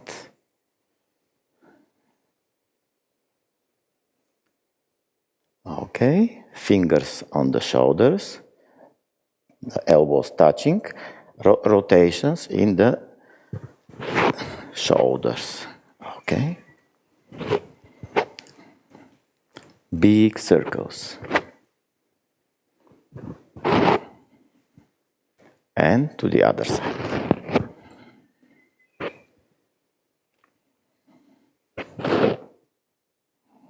Okay, enough. Next, movements for the neck and head. With exhaling, we are moving our head forward, chin to the chest, and while inhaling, head backward several times with awareness.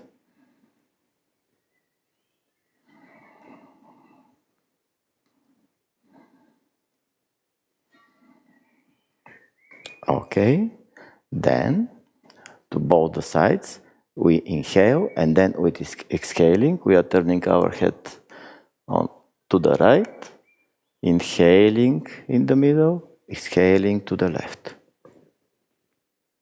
And several times we are doing this exercise.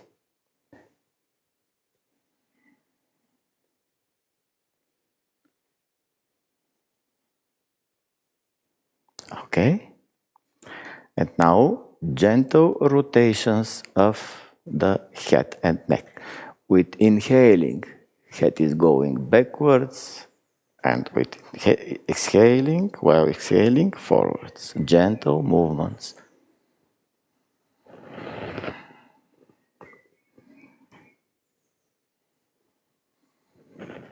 To the other side.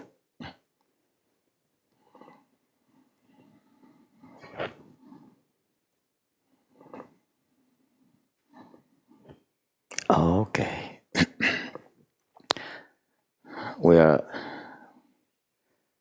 waiting for a few seconds with closed eyes, feeling the sensations from the body, from all parts of the body.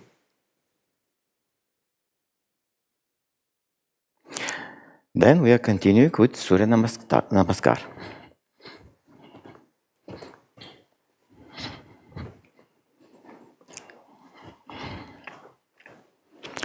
Feet together, hands to the both sides of the body. We will follow the 12 postures of the Surya Namaskar. First is Pranamasana. Second, Hasta Uttanasana. Third, Hasta Padasana. With right leg, Ashva Sanchalasana. Then left leg, Dandasana. Ashtanga Namaskar. Bhujangasana. Parvatasana. Or Adho-Mukha Svanasana. With right leg forward, Ashva Sanchalasana. Hasta Padasana. Hasta Uttanasana. Both hands aside, Tadasana. Again, Pranamasana. Hasta Uttanasana. Hasta Padasana. Left leg, Ashva Sanchalasana. Dandasana. Ashtanga Namaskar. Bhujangasana. Parvatasana. Left leg, Ashva Sanchalasana. Hasta Padasana. Hasta Uttanasana. Tadasana. A little rest.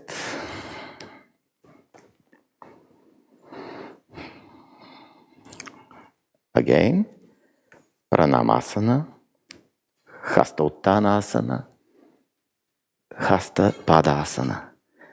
Right leg, Ashva Sanchalasana, Dandasana, Ashtanga Namaskar, Bhujangasana, Parvatasana.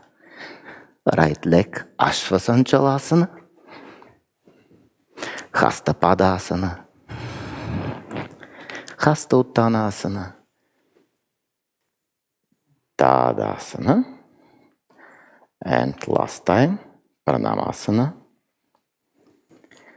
Hasta Uttanasana, Hasta Padasana, left leg, Ashva Sanchalasana, Dandasana, Ashtanga Namaskar, Bhujangasana, Parvatasana. Left leg, Ashva Sanchalasana, Hasta Padasana, Hasta Uttanasana, Tadasana. Okay, rest in Shavasana, please.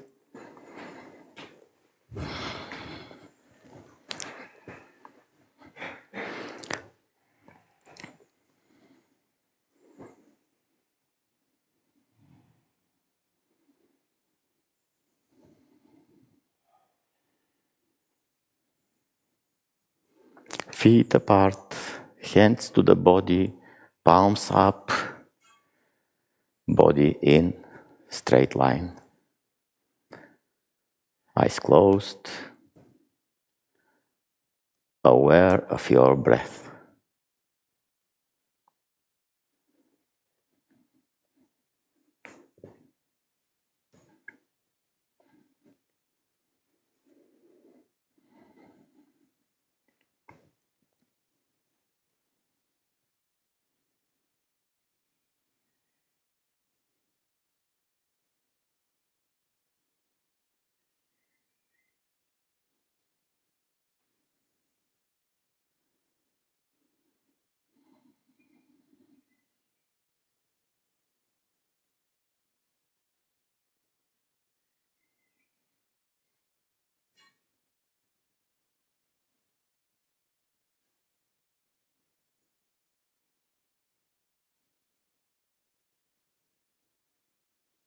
Okay, feet together, hands above our body. We are stretching the full body, inhaling deeply, and with exhaling, we are sitting.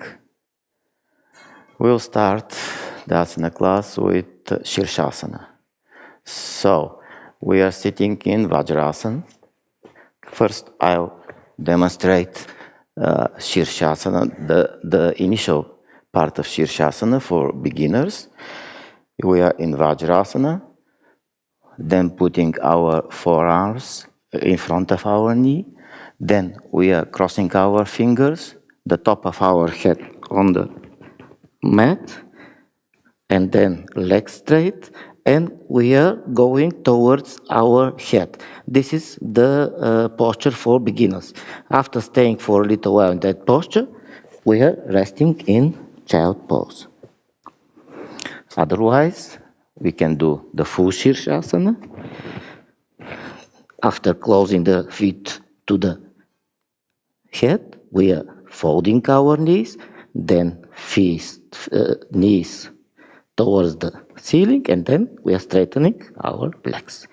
After finishing the asana, we are resting in child pose. Okay.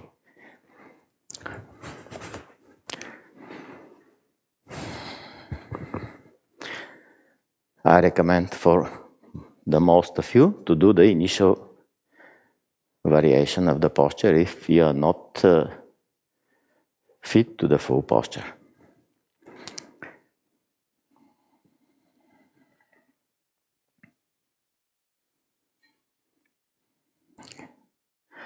In the asana, when you are holding the asana, relax your face. Relax your legs. Relax whole body. Breathing is normal.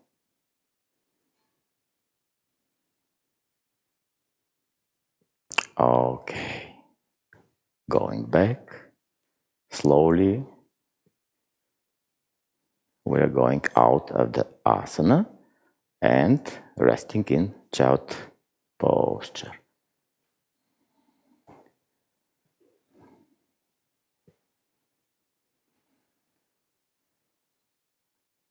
And then we are moving to Shavasana. Without lifting the head, we just are lying on the mat and turning into Shavasana. Heads towards me, please. Head towards me. Legs to the other side. Yes. And we are resting in Shavasana.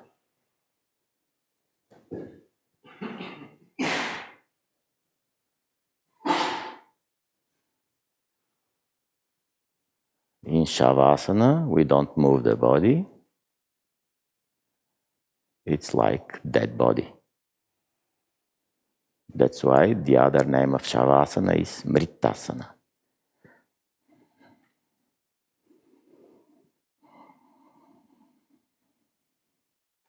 We are aware of our breath. We are aware of the movements of the navel region,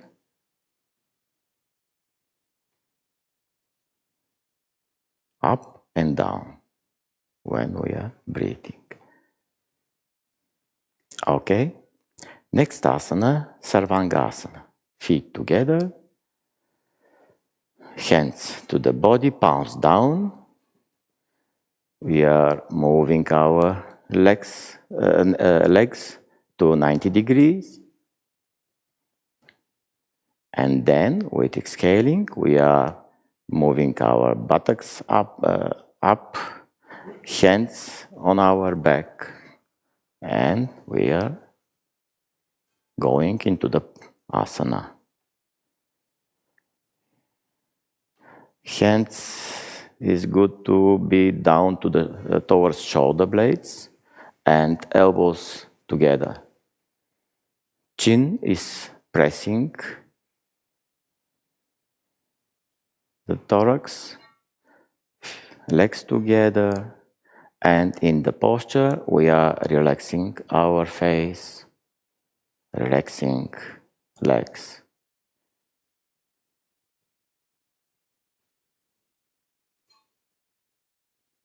Breathing is natural.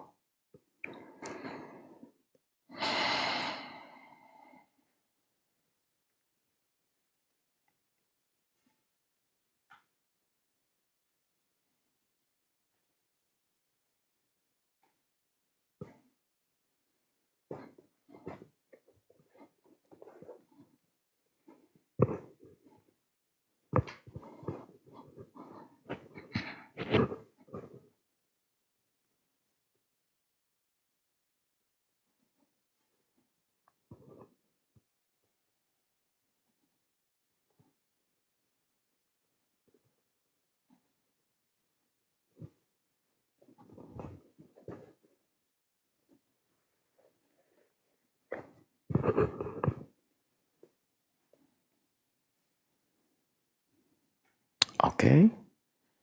For going out of the posture, we are putting our hands on the mat with palms down, and then we slowly go back without lifting the head. Rest in Shavasana.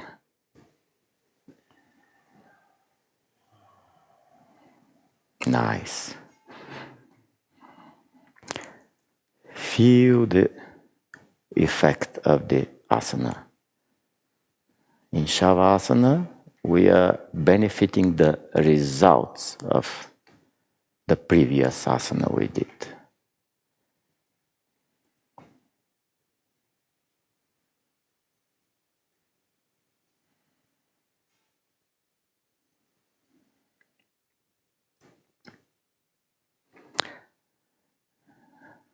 Then we are continuing with Halasana. Legs together, hands to the body, and we are entering the posture.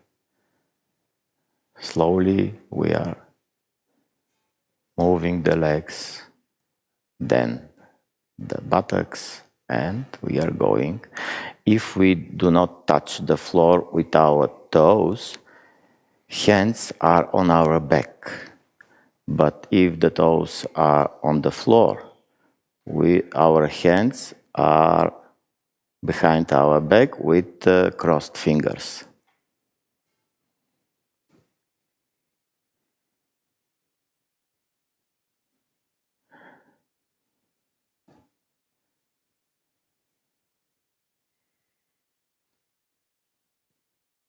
Relax face, relax whole body.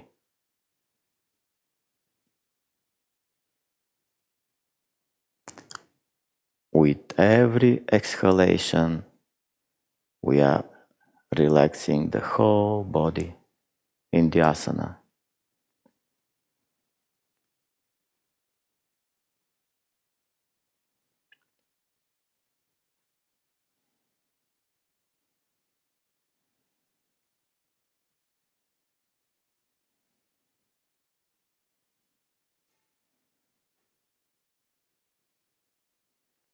Okay, we're going out of the posture slowly with straight legs, without lifting the head.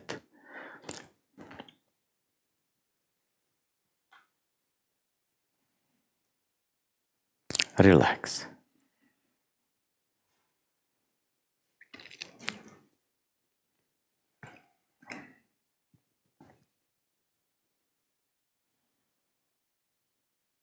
The practice of asana should be without tension. It should be very easy. That's why the practice should be regular, every day.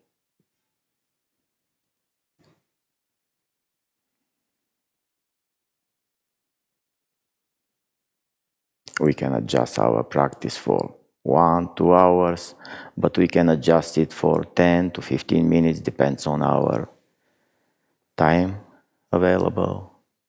but everyday practice is needed. Next is Matsyasana. There are two variations. The more complex variation is to put the feet in Padmasana. But if we cannot do Padmasana, then just put your hands below your buttocks.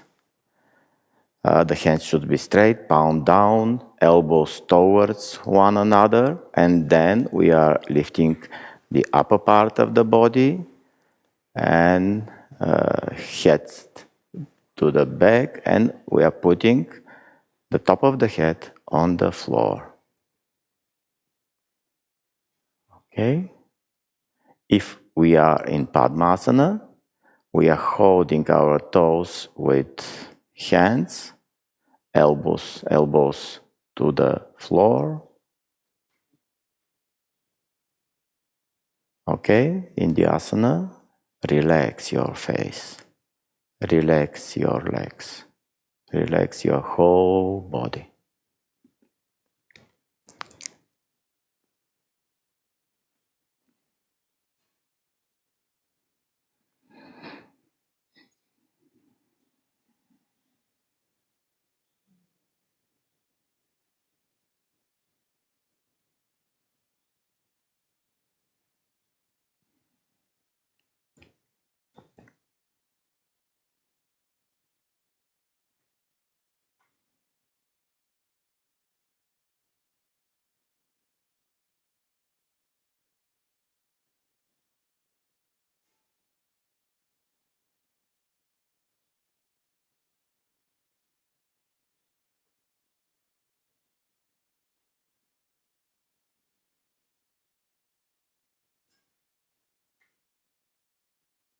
Okay, going out of the asana and resting in shavasana.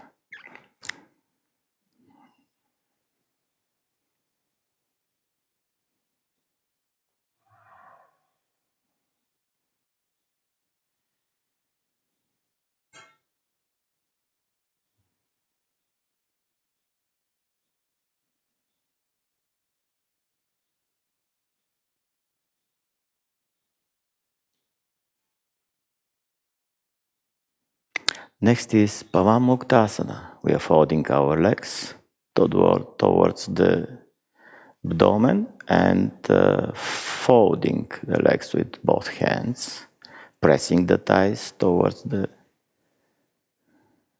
abdomen, and then we are lifting the head and touching the knees with chin, nose, or forehead. What is possible?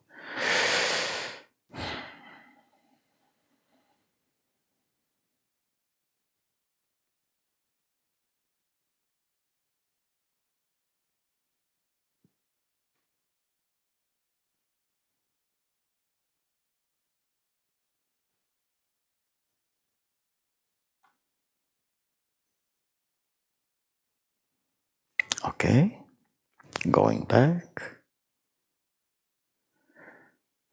and relaxing for a few seconds in Shavasana.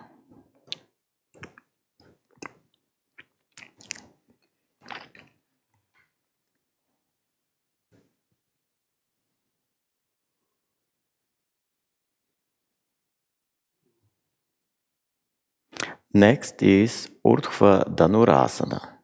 We are folding our legs, heels to the buttocks, and then we are putting our palms to the both sides of the head with fingers downwards.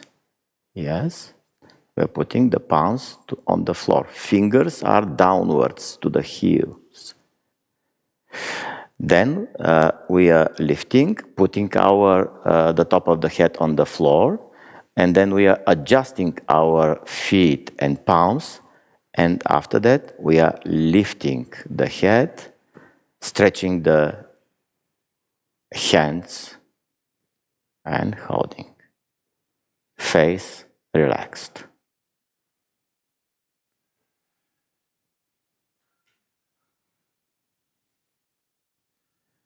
Okay. back.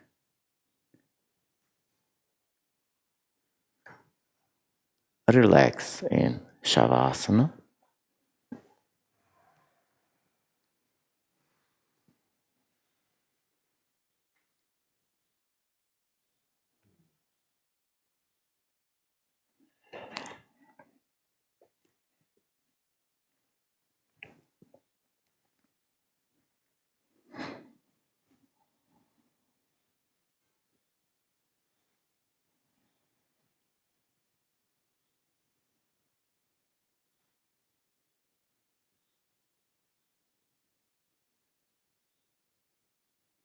Next asana is Karnapidasana.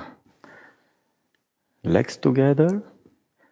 We are taking Halasana first.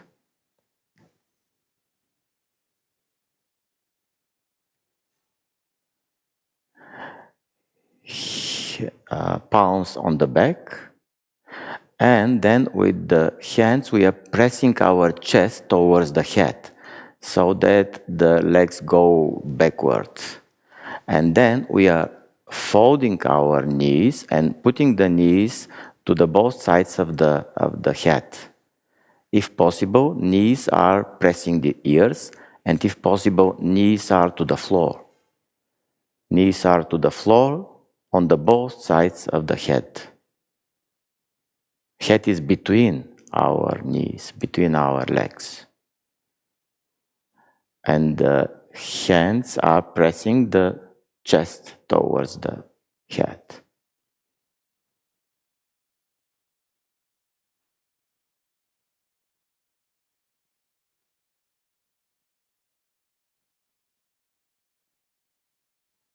Okay, enough.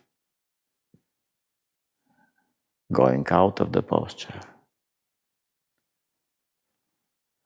Through Halasana, we are going out and relaxing in Shavasana.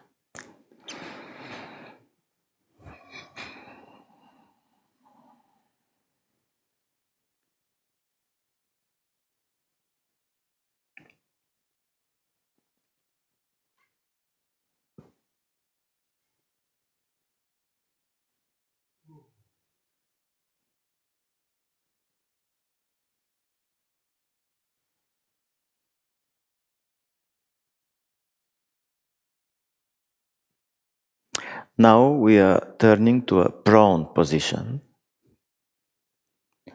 We are laying on our abdomen.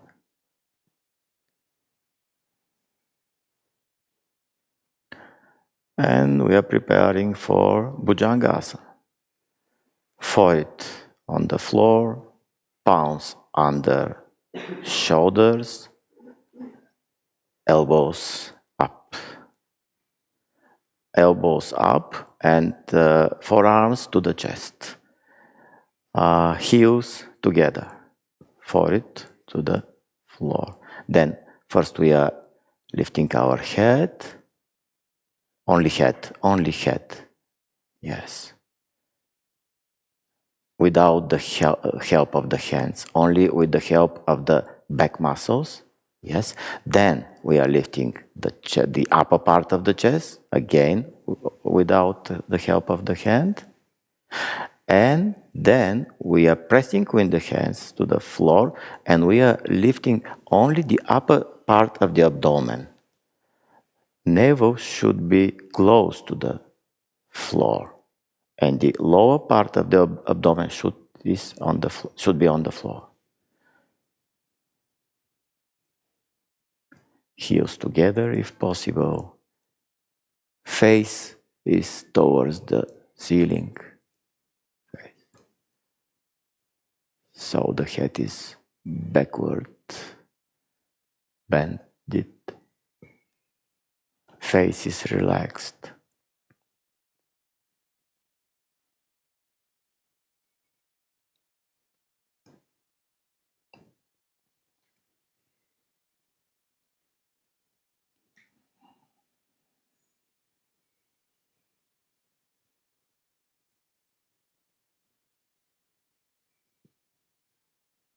Okay, back. And we are resting into Makarasana. Feet apart. And the head is resting over the folded forearms. Awareness is towards our breathing.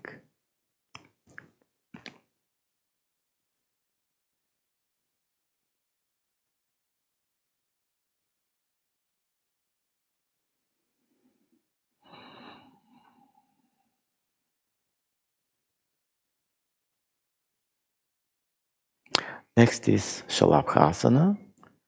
We are putting our palms under our thighs, chin on the floor, feet together,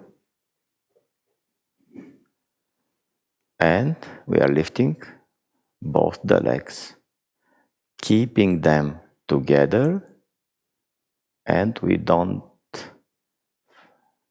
fold them in the knees, they are straight if possible. Face relaxed.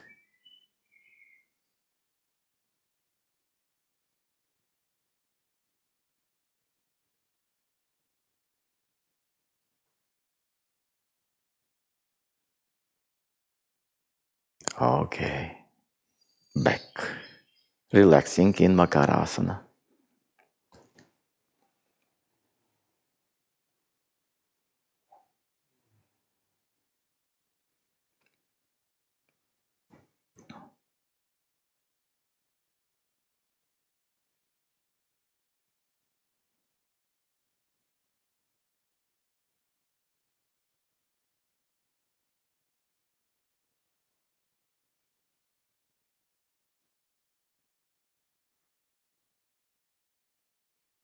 Watching our breath.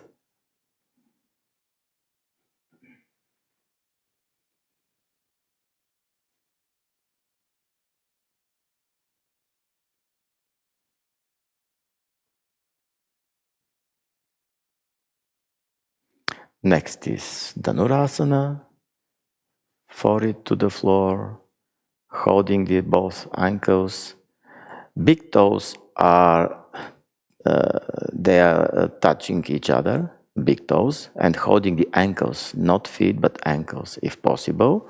And then we are lifting first our head, then our chest, and if possible, we are lifting our thighs. The big toes are touching if possible. And the knees are closer to each other. Face relaxed. Breathing is deeper.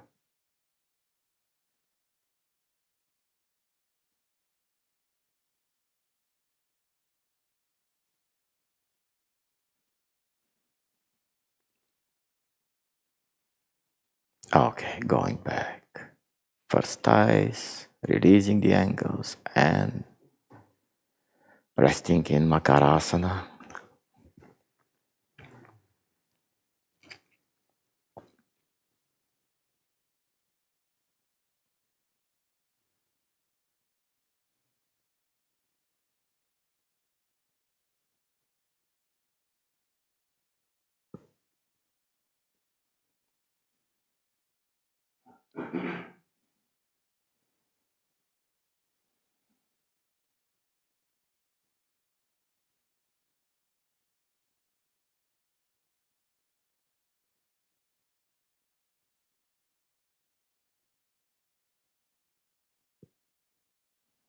Okay, now we are sitting in Vajrasana.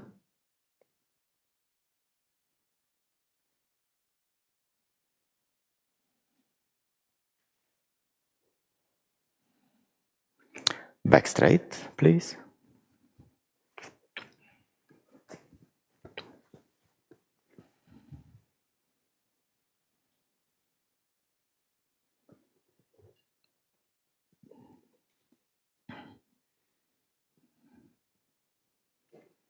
Okay, from Vajrasana, we'll do Ardha Matsyendrasana.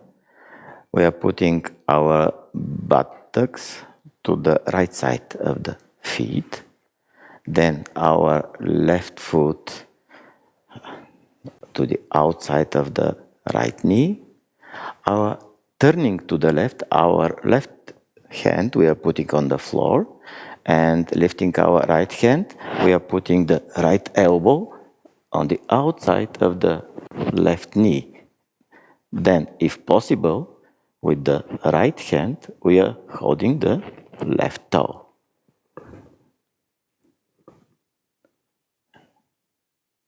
Back is rotated to the left. Left hand is behind you on the floor, but if possible, you can put it on your waist, if possible. If not, just hold it on the floor.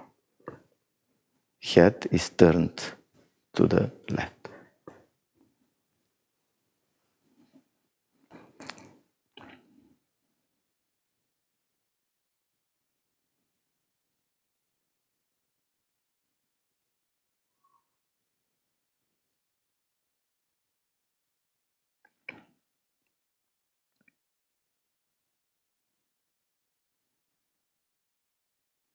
Okay, we are turning back.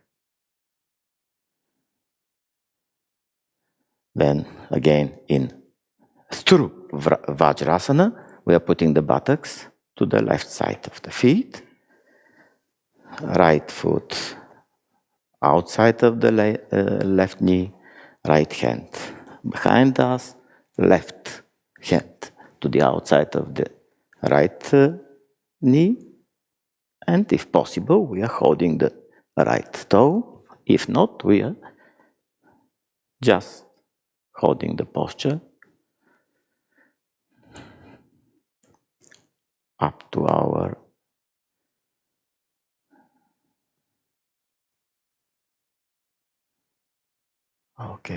face relaxed.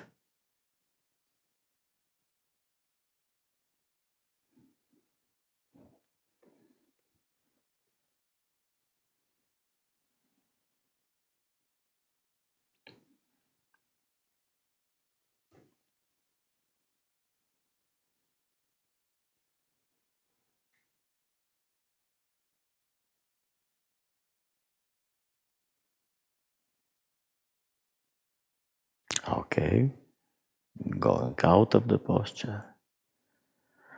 Legs straight, hands behind us, and the head is relaxed backwards. We are resting in Dandasana. Variation of Dandasana.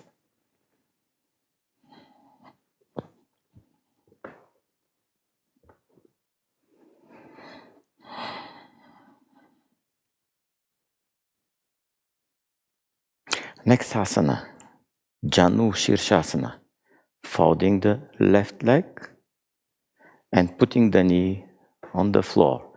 Then we are adjusting our left foot so that our heel to press the perineum. We are turning towards our right leg, and with the hands straight forward and above, and inhaling, we are bending towards our right leg. Holding the foot with both hands, and if possible, elbows to the floor.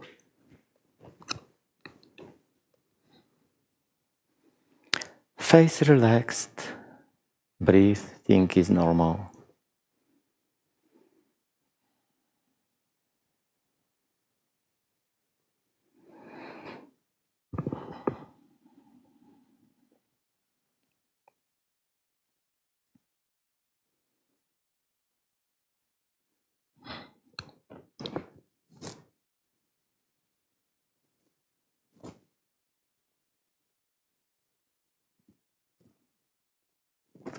With inhaling, we are going up slowly and changing the legs.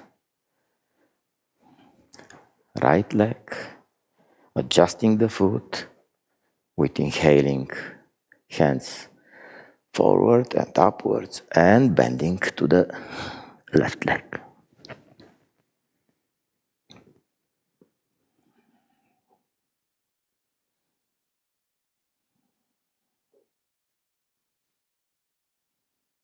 And we are relaxing the body into the posture.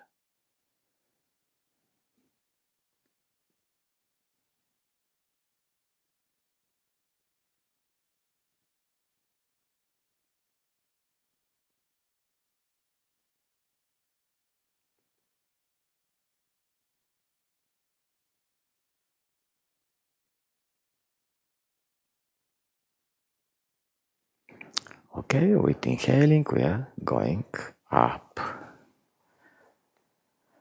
And resting for a few seconds in Dandasana.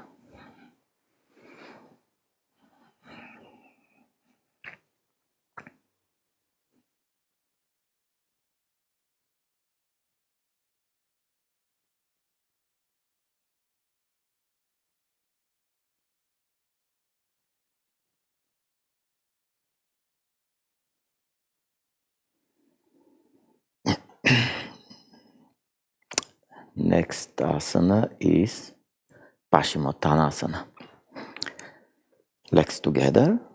First, we are putting the palms to the both sides of the buttocks in Dandasana. Feet together, legs together. With inhaling, we are moving your hands, and then with exhaling, we are bending towards our legs. We can hold big toes with the 3 fingers of every hand, or we can hold the feet. We can put our palms behind the feet. Depends on our abilities.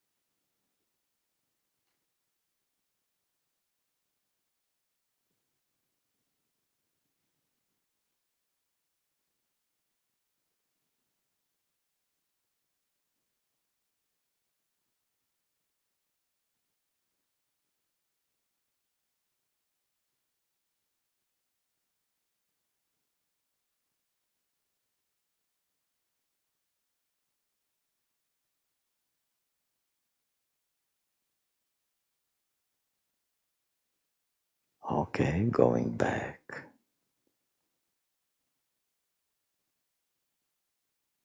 A little rest in Dandasana. Head is back, watching the breath.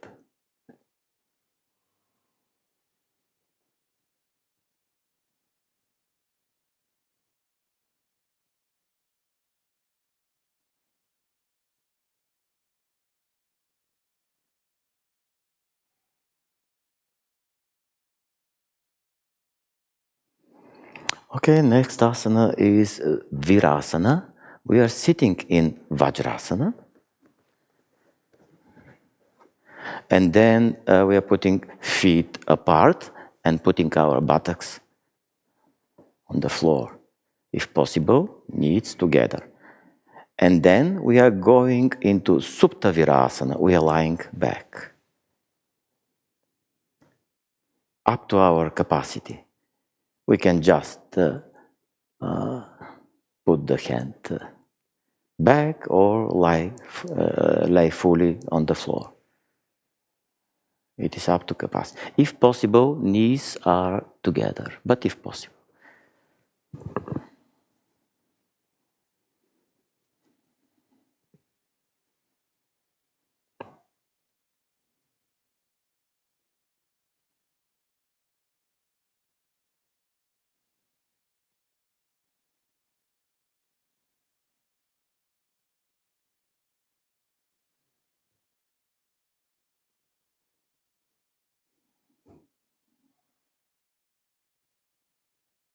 Okay, we are going out of the asana and sitting again in Vajrasana.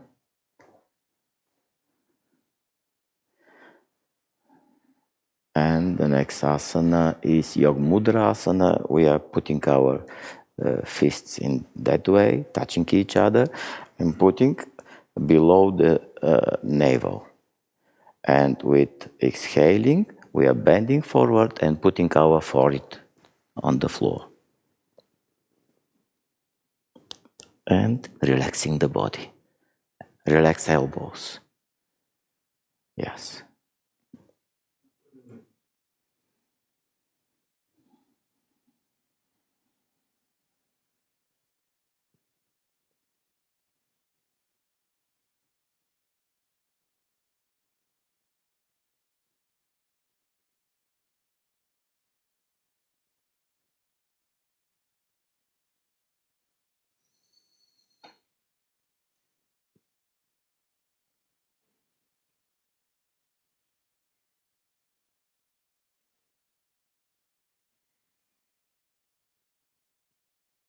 Okay.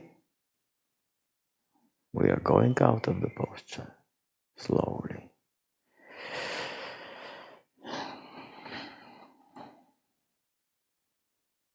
Okay, we are standing now,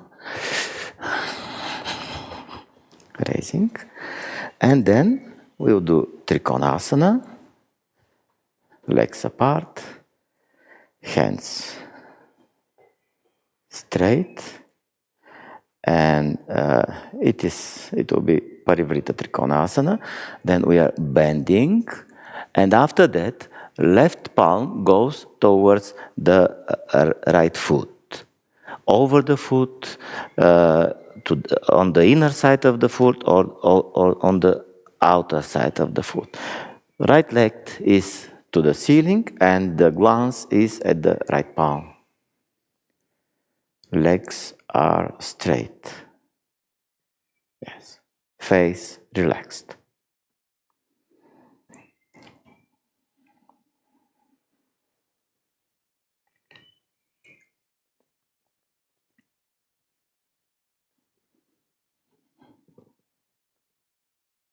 Okay, going back with inhaling, we are going upright, and then with exhaling, again bending, right palm toward left foot. The glance is towards left palm.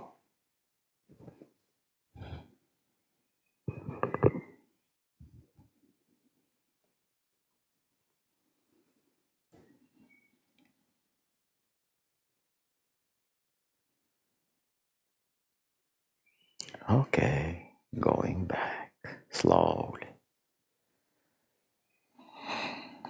Okay, some rest with normal breathing. And the last asana is Uttanasana, feet together. Yes.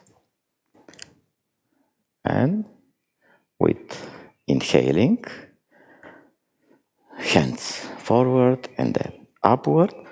And with exhaling, we are bending, legs are straight, and the bending is according to our capacity. If possible, we are putting our palms on the floor.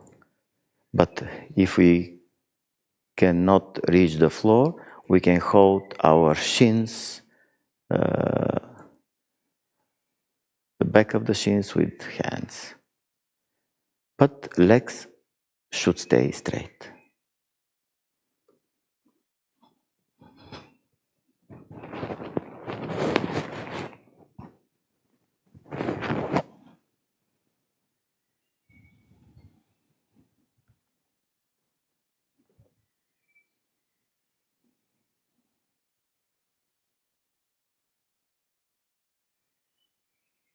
Okay, we are going back.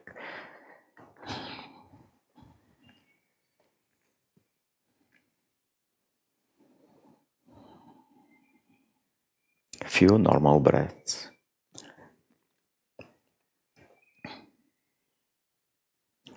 And now we'll do Uddiyana Bandha. Uddiyana Bandha. Everybody knows Uddiyana Bandha? Yes?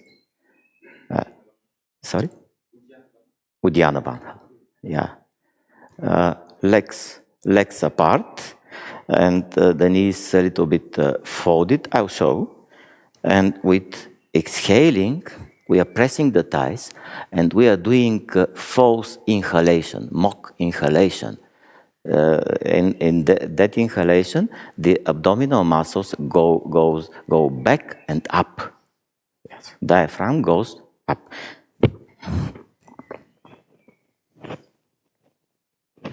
Okay, 3 times, please. We are exhaling. We are doing Uddiyana Bandha.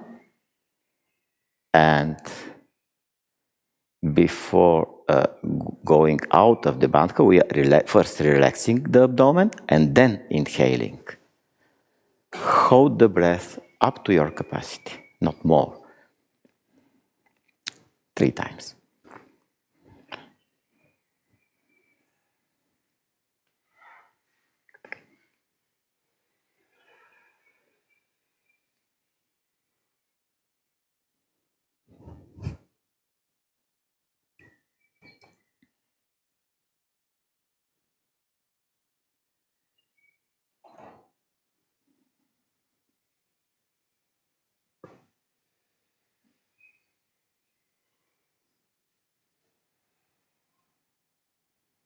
And after you finish, just lay in Shavasana for a few minutes.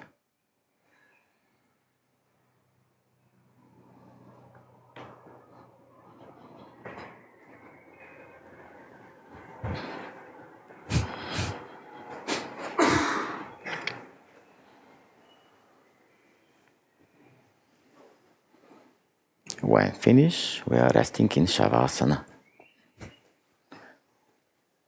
with head towards me.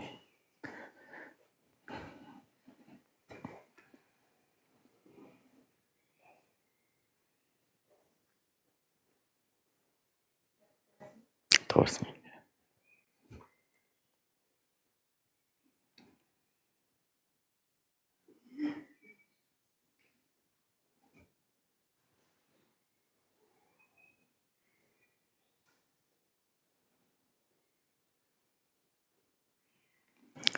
The relaxation will be short because we have some more work to do.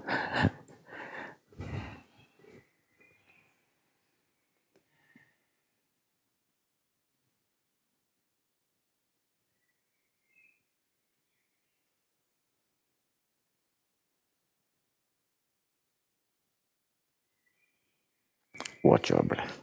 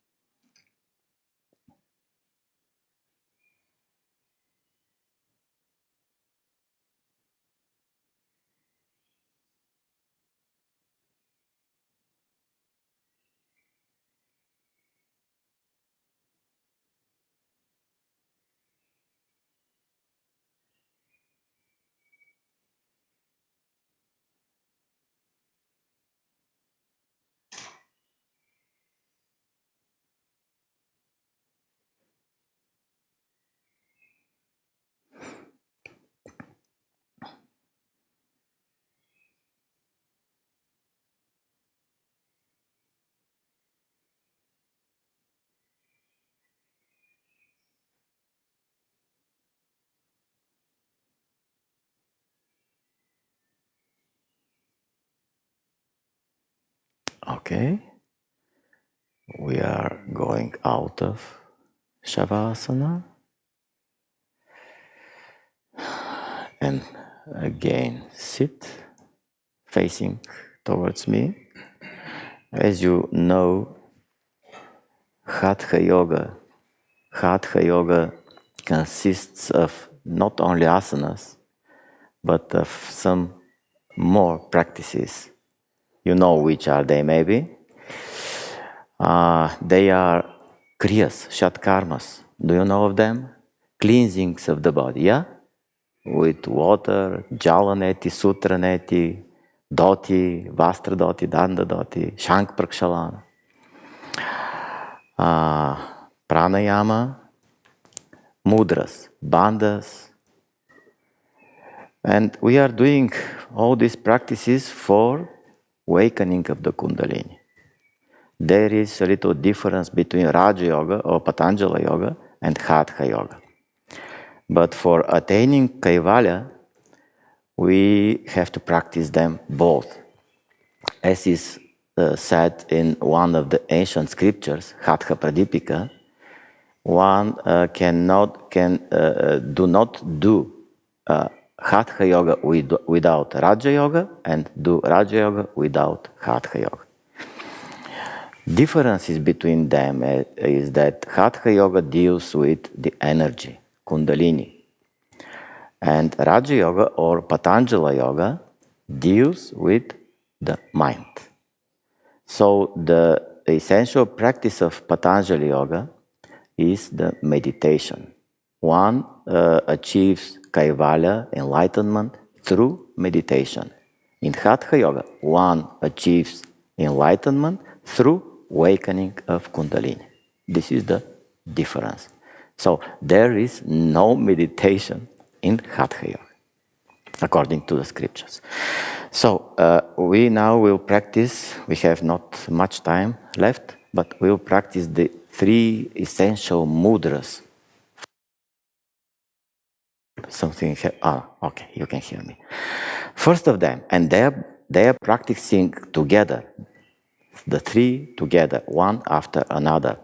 First is Mahamudra. We are putting our left foot like in Janu Shirshasana.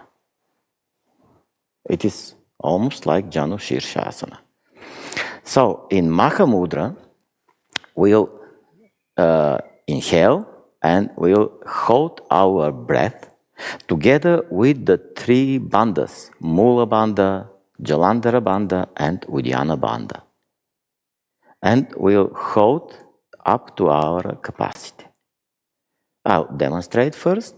So we are holding the big toe with the 3 fingers of the both hands, and then inhaling, holding the breath, Mula Bandha, Jalandhara Bandha, Uddiyana Bandha.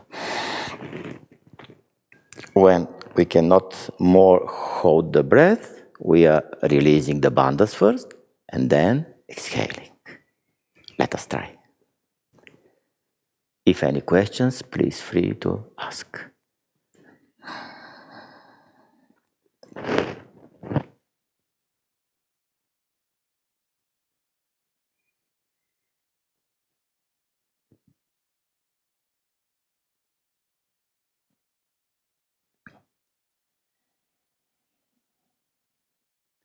Okay.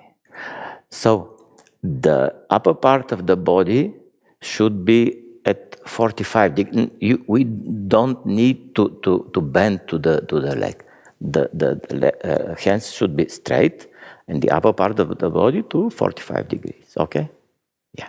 Let us do on the other side. With right leg. Holding the big toe, inhaling, and putting the 3 bandhas, first Mula Bandha, then Jalandhara Bandha, and Uddiyana Bandha.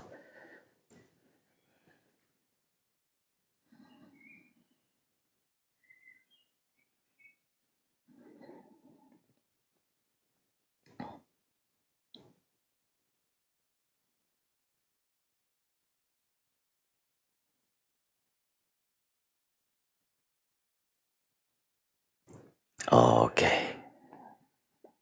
Back. A little relaxation. So, while you are relaxing, next mudra, Mahamudra. We are sitting in a Ardha Padmasana. So, one leg, one foot is in a half lotus, the other is above its thigh. Okay, and then we again inhale, hold the breath, and put in the bandhas, Mula, Jalandhara, and Uddiyana Bandha.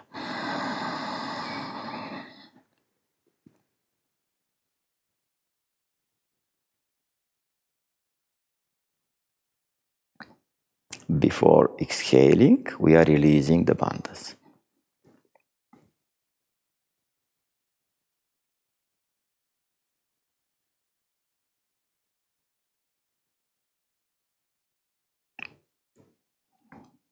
Okay. And after that, we are changing the legs. It should be done on the both sides. And you see that we are just demonstrating the mudras, not practicing them, because one needs more time for practicing, and they should be repeated, and it could take 1 hour for all the practice. Okay, inhale, hold, and do the bandhas.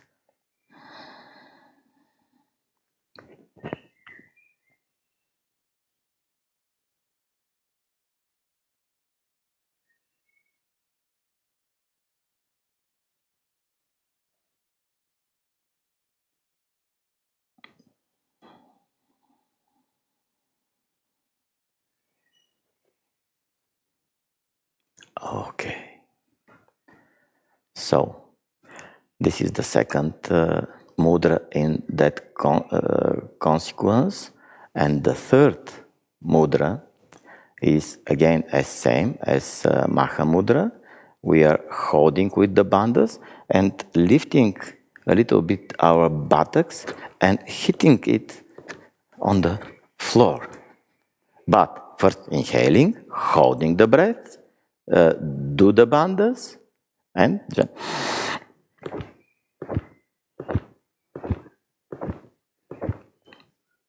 And then we are releasing bandhas and exhaling.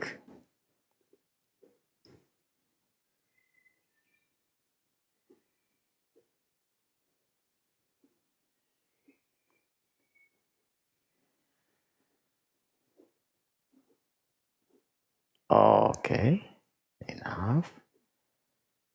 And then to the other side, changing the legs.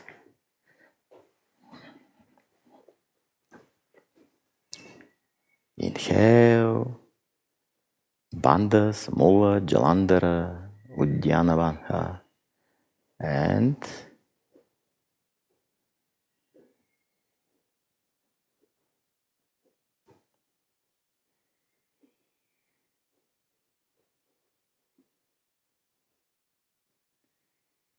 okay. These are the three main, most essential mudras in Hatha Yoga. And Hatha Yoga should be practiced in its totality. Not only asanas, but pranayama, shatkarmas, mudras, bandhas, everything. Has anyone of you done this before? Okay, great. Okay, now we are laying again in Shavasana.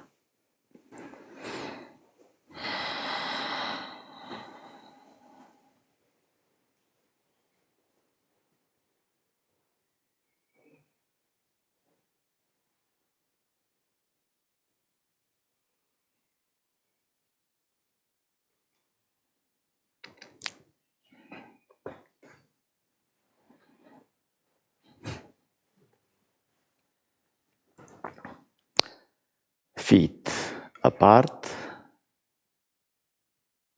approximately at the width of the mat. Hands not touching the body with the palms upward, and the whole body is in a straight line. Eyes closed.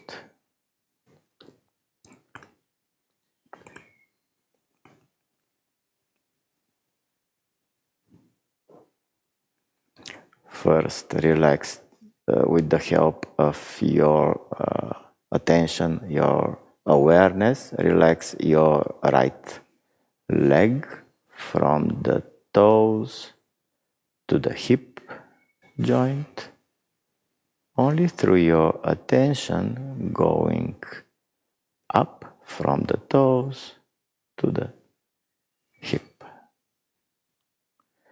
Then, same way, relax your left leg.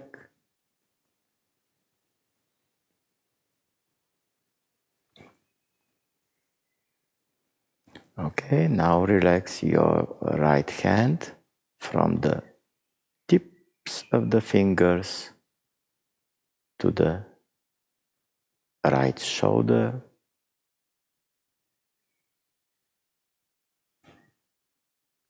And then the same way with the left hand.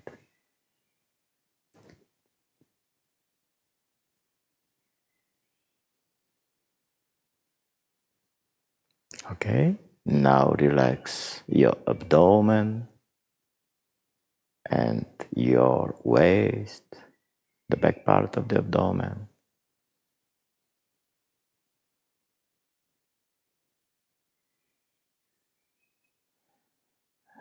Upward, relax your chest and back.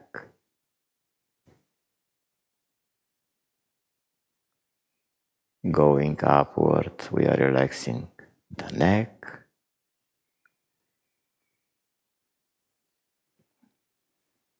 And then relax your face, lips, teeth, tongue. Relax your eyelids, your forehead. Relax the skin of the top of the head. The whole body is fully relaxed.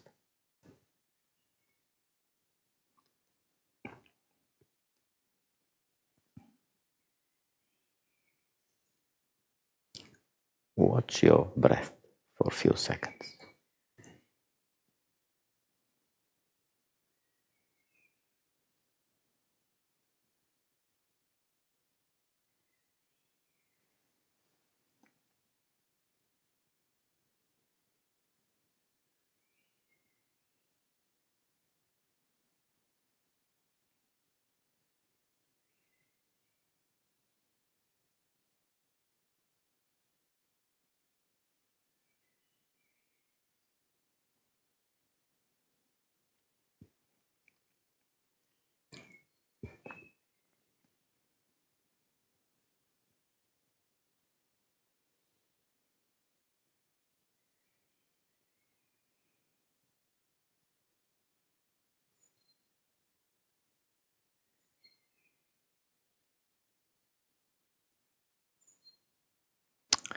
Okay, slowly we are going out of the relaxation by moving slightly our toes and fingers, then hands and legs, stretching our body, and slowly we are sitting in a cross-legged position for closing chanting of Om. Okay, we are sitting with back straight, eyes closed, face, shoulders, hands relaxed.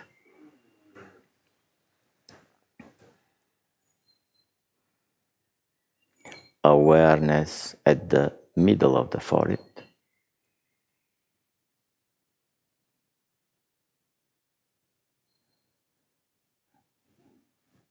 Three times Om and Shanti, inhaling.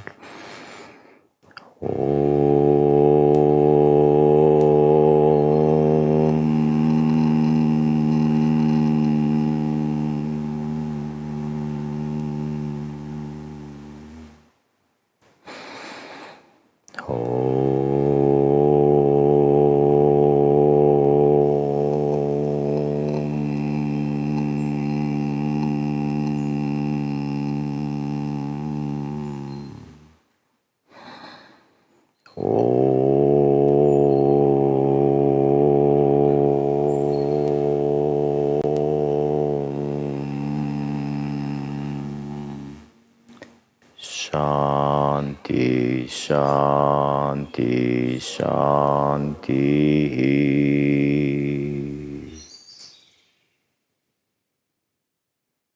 Okay, thank you very much.